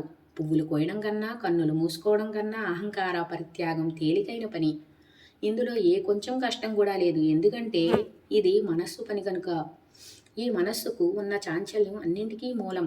ఇదే ప్రపంచాకారంగా అనిపిస్తుంది. విషయ సుఖాల వెంట పరుగులు తీస్తుంది. వాటిని తెగమెచ్చుకుంటుంది. అవసరమైన ద్రవ్యాదులను యాచిస్తుంది. అనిశ్చయంతో భ్రాంతిగా ఉంటుంది. తానే మూఢంగా తయారవుతుంది. తాను కల్పించుకున్న ప్రపంచంలో తానే మునిగిపోతుంది. అపరత్వాన్ని పొందుతుంది. ఇవన్నీ దానికి స్వభావమైన చంచల శక్తి వల్ల సంభవిస్తున్న చాంచల్యాలు. కాబట్టి బుద్ధిమంతుడా, ఈ మనస్సు తత్వాన్ని గుర్తిస్తే అహంకార పరిత్యాగం ఏమంత కష్టం కాదు. అందుచేత నీవు కూడా ఈ జడత్వాన్ని విడిచిపెట్టు. నిరహంకారంగా నిర్మమంగా కర్మాచరణం చెయ్యి. నువ్వు నాకు ఇష్టడువయ్యావు. తల్లిదండ్రులను సంతోషపరచాలి అనే సంగతి ఆలోచించు. కొంతకాలం వాళ్ళకి ప్రీతికరంగా జీవించు. వాళ్ళు వెళ్ళిపోయాక నీ ఇష్టం. అప్పుడు యథేచ్ఛగా సంచరించవచ్చు. అప్పుడు నిన్నెవరూ నిర్బంధింపరు. విష్ణుదత్తిని ఉపదేశాన్ని శిశుయోగి అంగీకరించాడు. ఆ క్షణం నుండే నిత్య నైమిత్తిక కర్మలు ఆచరించడం మొదలుపెట్టాడు. స్నాన సంధ్యలు ముగించి వచ్చాడు. పతివ్రత శిరోమణి సుశీలమ్మ వడ్డించిన రుచికరమైన ఆహారాన్ని మెచ్చుకుంటూ మితంగా ఆరగించాడు. దాంతో అతడిలో దాగిన భయాలన్నీ అంతరించాయి. నిస్సంగంగా ఉండవచ్చని, ఉండగలనని ధైర్యం తెచ్చుకున్నాడు. భోజనం ముగించి వచ్చిన తల్లిదండ్రులు తమ బిడ్డలో వచ్చిన మార్పుని చూసి బ్రహ్మానందపడ్డారు. సుశీల విష్ణుదత్తులకు కృతజ్ఞతగా సాగిలపడి మ్రొక్కారు. ఏం మంత్రం వేశావో, ఏం వైద్యం చేశావో కృపానిధి! క్షణంలో మా వాడికి కొత్త జీవితం ప్రసాదించావు. నీ మేలు జన్మ జన్మలకి మరిచిపోమంటూ బిడ్డను తీసుకుని ఆ దంపతులు సంతోషంగా వెళ్ళిపోయారు. ఆ శిశుయోగి తల్లిదండ్రులు ఉన్నంతకాలం వారికి ప్రీతికరంగా మెలిగి ఆ పైన బంధ విముక్తుడై ఊరు ఇల్లు వాకిలి అన్నింటినీ విడిచి ఆత్మరతుడై ఈ భూగోళం మీదకి ఎక్కడికో వెళ్ళిపోయాడు. ఇంద్ర, విన్నావు కదా కథ. ఈ శిశుయోగి జ్ఞాన సుధా సముద్రుడే, కానీ రవ్వంత సంఘభయం ఉంది. విష్ణుదత్తుడు రవ్వంత ప్రబోధం చేసేసరికి ఆ భయాన్ని వదిలిపెట్టాడు. ఇతడిలాగే లోకులు అందరూ లోపలున్న ప్రజ్ఞాఘనుడైన పరమాత్మను నిత్యము అనుభవిస్తూ ఉన్న మోహావృతులవుతున్నారు. నేనే కర్తను, నేనే దాతను, నేనే వికర్తను, సుఖదుఖాలకు నేనే భోక్తనని భావిస్తూ మూఢులై భ్రాంతులై లోపలున్న పరమాత్మను తెలుసుకోలేకపోతున్నారు. ప్రత్యక్షంగా పరమాత్మ అనుభూతి పొందుతూ కూడా లోపలికి దృష్టి నిలపలేక నేనెవన్ని, ఎక్కడ, ఎలా నాకు ఆత్మజ్ఞానం లభిస్తుంది అని అంగలారుస్తూ వృధాగా వెలుపలకు పరుగులు తీస్తున్నారు. పిల్లాడిని చంకలో పెట్టుకుని ఊరంతా గాలించి ఏడుపు లంకించుకుంటున్న తల్లిలాగా ఆత్మతత్వం కోసం విలపిస్తుంది ఈ లోకమంతా. దేవతా విభూ ఇంద్ర, ఇలా శాస్త్రాలన్నీ తేలిగ్గా సుఖంగా బోధలు చేస్తూ క్రమంగా మోహాన్ని తొలగించడంలో ఉపయోగపడుతున్నాయి. ఇందులో నేను చేసిన అపూర్వ సృష్టి కానీ, కల్పన కానీ అనుమాత్రం కూడా లేదు. నువ్వు నీ సొంత బుద్ధితో ఆలోచించి ఇది నిజమో కాదు, మంచి అవునో కాదు తేల్చి చెప్పు. బృహస్పతి ఇలా 7 ఉదాహరణలు చెప్పాడని కార్తవీర్యార్జునునికి దత్తాత్రేయులు వారు వివరించారు. అంతా విన్న కార్తవీర్యుడికి చివరి అంశం సందేహం మిగిలిపోయింది. 7 కథలు విన్నాక దేవేంద్రుడు ఏమన్నాడు? విభిన్న మార్గాల్లో నడిచే శాస్త్రాల ఏకత్వం అంగీకరించాడా లేదా? ఇవే సందేహాలు దత్తస్వామి ముందు ఉంచాడు. బృహస్పతికి ఇంద్రుడు చెప్పిన సమాధానాన్ని యథాతథంగా దత్తదేవుడు ఇలా వినిపించాడు. కార్తవీరార్జున, బృహస్పతి ప్రశ్నకు ఇంద్రుడు ఏమన్నాడంటే, ముందుగా అభిమానం విడిచిపెట్టి సాష్టాంగ నమస్కారం చేశాడు. ఆపై ఇలా పలికాడు. గురుత్తమ, శరణు శరణు, నా అజ్ఞానాన్ని క్షమించండి. తెలియక చులకనగా మాట్లాడాను. సంగీత, నృత్య, వైద్య, తంత్రాది సకల శాస్త్రాలు ప్రధానంగానో లేదా పరంకరగానో మూల అవిద్య నివారకాలని, పరమాత్మ తత్వ ప్రకాశకాలని, మోహకారకాలు కాదని స్పష్టంగా తెలిసింది. మీరు చెప్పిన 7 కథలు ఈ విషయాన్ని రూఢీ చేస్తున్నాయి. మీరు చెప్పిన పుణ్యప్రదమైన ఈ ఇతిహాసాల్ని సమాహిత చిత్తంతో అవగాహన చేసుకున్న వారు అవిద్య కారణంగా జన్మించే మోహాన్ని విదిల్చుకుని కర్మబంధం నుండి విముక్తులు కాగలుగుతారు అని గురువైన బృహస్పతికి మరోసారి సాష్టాంగ నమస్కారం చేసి శచి వల్లభుడు ఇంద్రుడు సెలవు తీసుకున్నారు. దత్తస్వామి ఇంతవరకు చెప్పి కార్తవీర్యార్జున, నీ సందేహాలన్నీ తొలగిపోయాయి కదా. శాస్త్రాలకు గల వైరుధ్యము అనేది పై చూపులకు కనిపించే అభాసమే తప్ప ఆత్మదృష్టిలో అన్ని శాస్త్రాలు పరతత్వ ప్రతిపాదకములే. అందుచేత వృధా వాదోపవాదాలతో అహంకరించి కాలయాపన చేయడం కన్నా ఏదో ఒక శాస్త్రాన్ని, ఒక దారిని పట్టుకుని దాన్ని నమ్ముకుని ముందుకు సాగితే అవిద్య అంతరిస్తుంది, తత్వజ్ఞానం కలుగుతుంది. గ్రహించావా అన్నారు. దేవదేవ జగన్నాథ, సర్వ సందేహ భేదక నా సందేహాలన్నీ తొలగిపోయాయి. శాస్త్ర ప్రతిపాదిత విషయాల్లో వైరుధ్యం అనేది ఇప్పుడు అసలు ఎక్కడా కనిపించడం లేదు. వైరుధ్యం ఉందని కూడా అనిపించడం లేదు. అవి క్షుద్ర శాస్త్రాలైనా సరే, శుద్ధ శాస్త్రాలైనా సరే, అన్నీ ఒకే అర్థాన్ని, ఒకే పరమార్థాన్ని, ఒకే పరమాత్మ తత్వాన్ని బోధిస్తాయి. దత్తయోగేంద్ర, నీ ప్రభావం వల్ల ఇప్పుడు నా మనస్సు ఆత్మబోధనలో వెంటనే సులువుగా ప్రవేశించాలని తహతహలాడుతుంది. నీ సహాయం అడుగుతున్నాను. బ్రహ్మనిష్ఠుణ్ణి, అఖిలాతీతుణ్ణి, లౌకిక వ్యవహారాల నుండి విముక్తిని అయ్యి ఈ శరీరం ఉన్నంతకాలం సుఖంగా కాలం గడిపే విధానం ఏమిటో దాన్ని నాకు బోధించి శాసించి నేర్పు అని కార్తవీర్యార్జునుడు మరోమారు దత్తయోగి పాదాలపై పడ్డాడు. ఇంతవరకు చెప్పిన వేదధర్ముడు కొంత సమయం ఆగాడు. అప్పుడు దీపకుడు, గురుదేవ, వేదధర్మస్వరూప సార్థక నామధేయ, నీ దయ వల్ల అతి పురాతనమైన ఇతిహాసాన్ని, హృదయానందదాయకమైన దత్త స్వామి మహత్యాన్ని వినగలిగాను. తత్వనిశ్చయమైన ఈ ఇతిహాసం చాలా విచిత్రంగా ఉంది, ఆకర్షణీయంగా కూడా ఉంది. దీన్ని వింటే సాధారణ మానవుడు సైతం అతి కష్టమైన పరతత్వాన్ని మెల్లమెల్లగా తెలుసుకోగలుగుతాడు. తప్పులుగా, మహాపాపాలుగా, దోషాలుగా కొందరిలో చెప్పబడుతున్న వాత్సాయన కామ సూత్రాది శాస్త్రాలు కూడా చివరకు బ్రహ్మతత్వంలోనే లయమవుతున్నాయి అని ఇప్పటికీ తెలుసుకోగలిగాను. కార్తవీర్యార్జునుడికి దత్త యోగీంద్రుల వారు చేసిన తత్వబోధన కూడా దయచేసి సవిస్తరంగా తెలియచేయండి. ఆలకించి ధన్యుణ్ణి అవుతాను అని దీపకుడు సవినయంగా ప్రార్థించాడు. వేదధర్ముడు సరేనని ప్రారంభించాడు.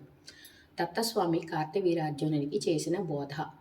సాష్టాంగ నమస్కారం చేసి తనకు చేరువలో నిలబడ్డ కార్తవీర్యార్జునుని తనకు దగ్గరగా కూర్చోబెట్టుకుని దత్తస్వామి చిరునవ్వులు చిందిస్తూ అతని వైపు ఒకసారి చూసి ఇలా అన్నారు. వత్స కార్తవీర్య, ఇంతకుముందు నువ్వు ధర్మార్థ కామాల స్వరూపాల గురించి అడిగావు. వాటిని నీకు అనుగ్రహించాను. ఇప్పుడు తురీయమైన పురుషార్థ మోక్షం గురించి అడుగుతున్నావు. భక్త పరాధీనుణ్ణి కనుక అది అనుగ్రహిస్తున్నాను. ఆకలిగా ఉన్నప్పుడే అన్నము, దాహంగా ఉన్నప్పుడే నీళ్లు, రోగం వచ్చినప్పుడు మందు, బంధనంలో ఉన్నప్పుడే విమోచనం, నిద్ర వస్తున్నప్పుడే శయనం, ఇలా ఏది అవసరమైనప్పుడు, ఏది కోరినప్పుడు దాన్ని ఇవ్వాలి. అవసరం లేనప్పుడు ఇవ్వడం కానీ, ఒకటి ఇవ్వవలసిన సమయంలో ఇంకొకటి ఇవ్వడం కానీ, కోరనిది ఇవ్వడం కానీ జరిగితే వ్యర్థం అవుతాయి. యోగ సిద్ధి రకరకాలుగా ఉంటుంది. పరిచిత్తజ్ఞత, మనోజపం, ఆకాశగమనం, ఇలా చాలా రకాల సిద్ధులు ఉన్నాయి. కానీ ఇవన్నీ నశ్వరాలు, శాశ్వత సిద్ధులు కావు. సత్యము, నిత్యము, అవిక్రియము అయిన సిద్ధిని నీకు అనుగ్రహిస్తున్నాను, అనుభవంలోకి తెస్తున్నాను. అక్షయము, అవ్యయము అయిన ఉత్తమోత్తమ తత్వాన్ని, నా నిజ స్వరూపాన్ని నీకు బోధిస్తున్నాను. దీంతో నీవు ముక్తిని పొందుతావు నాయనా. నిజానికి బద్ధుడు, ముక్తుడు అనే పదాలు నిరర్ధకాలు. రెండు ఎక్కడున్నాయి? ఉన్నదల్లా ఒకటే వస్తువు. దాన్ని చెబుతాను, తెలుసుకో. ఆ ఏకైక వస్తువు నామరూప దేశకాల వివర్జితం, నిర్విశేషం, అసామాన్యం, అనిర్వాచ్యం, అకారణం, అలక్ష్యం, లక్షణాతీతం, అచింత్యం, అనికేతనం. దీనికి నామరూపాది కల్పన చేసి ఒక అజ్ఞానంతో శాస్త్రం తయారు చేసి ఆయా వ్యక్తుల ఆత్మలబ్ధి కోసం ఆయా వ్యక్తులు బోధిస్తుంటారు. ఇదంతా కేవలం భ్రమ, మోహం, అజ్ఞానమే తప్ప అసలు వస్తువుకి నామరూపాలు లేవు. కానీ వాటిని కల్పించకపోతే ఉపదేశించడం సాధ్యం కాదు. ఉపదేశం లేకపోతే జ్ఞానసిద్ధి లేదు. అజ్ఞానమే అవిద్య, అదే భ్రమ, అదే మోహం. దీనికే రూపం లేదు. అనాది అని దీన్ని బుధులు పలకడం చాలా బుద్ధి విశుద్ధి కోసమే. నిజానికి జీవుడు, బ్రహ్మ, విశుద్ధ చిత్తు, జీవేశ భేదం, అవిద్య చిత్సం యోగం అనేవి 6 అనాదులు. జగజ్జీవేశ్వర కల్పన అంతా అజ్ఞాన కల్పితమే. అవిద్య అన్నది లేనప్పుడు ఇక జీవేశ్వర భేదం ఎక్కడుంది? భేదమే లేనప్పుడు ఇంకా పరమాత్మకు దేనితో యోగం? అయితే నామరూప కల్పన లేకుండా నిర్గుణ పరబ్రహ్మను తెలియజెప్పడం అసంభవం కనుక ఆ సౌకర్యం కోసం చేసిన కల్పన ఇదంతా. నిజానికి బ్రహ్మతత్వం అనేది సత్యం.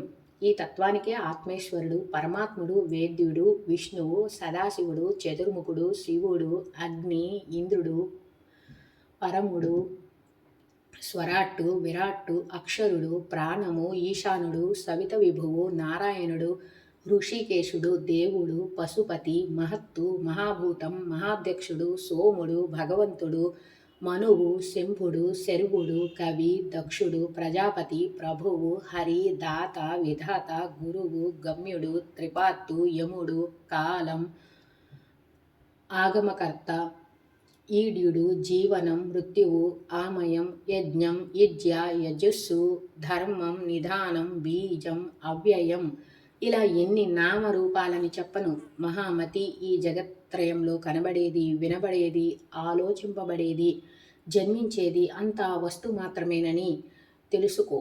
అర్జున, యోగనిష్టలో కూర్చుని ఎవరిని ధ్యానిస్తుంటావు? నువ్వు సమస్తము నీవే కదా అని నన్ను అడిగావు, గుర్తున్నదా? ఇదిగో ఈ ఆత్మస్వరూపాన్నే అహర్నిశలు ధ్యానిస్తుంటాను. బాలబోధ కోసం భ్రమకు కూడా. బుద్ధిమంతులు శాస్త్రాల్లో నామాలు కల్పించారు, వాటిని చెబుతాను, ఆలకించు.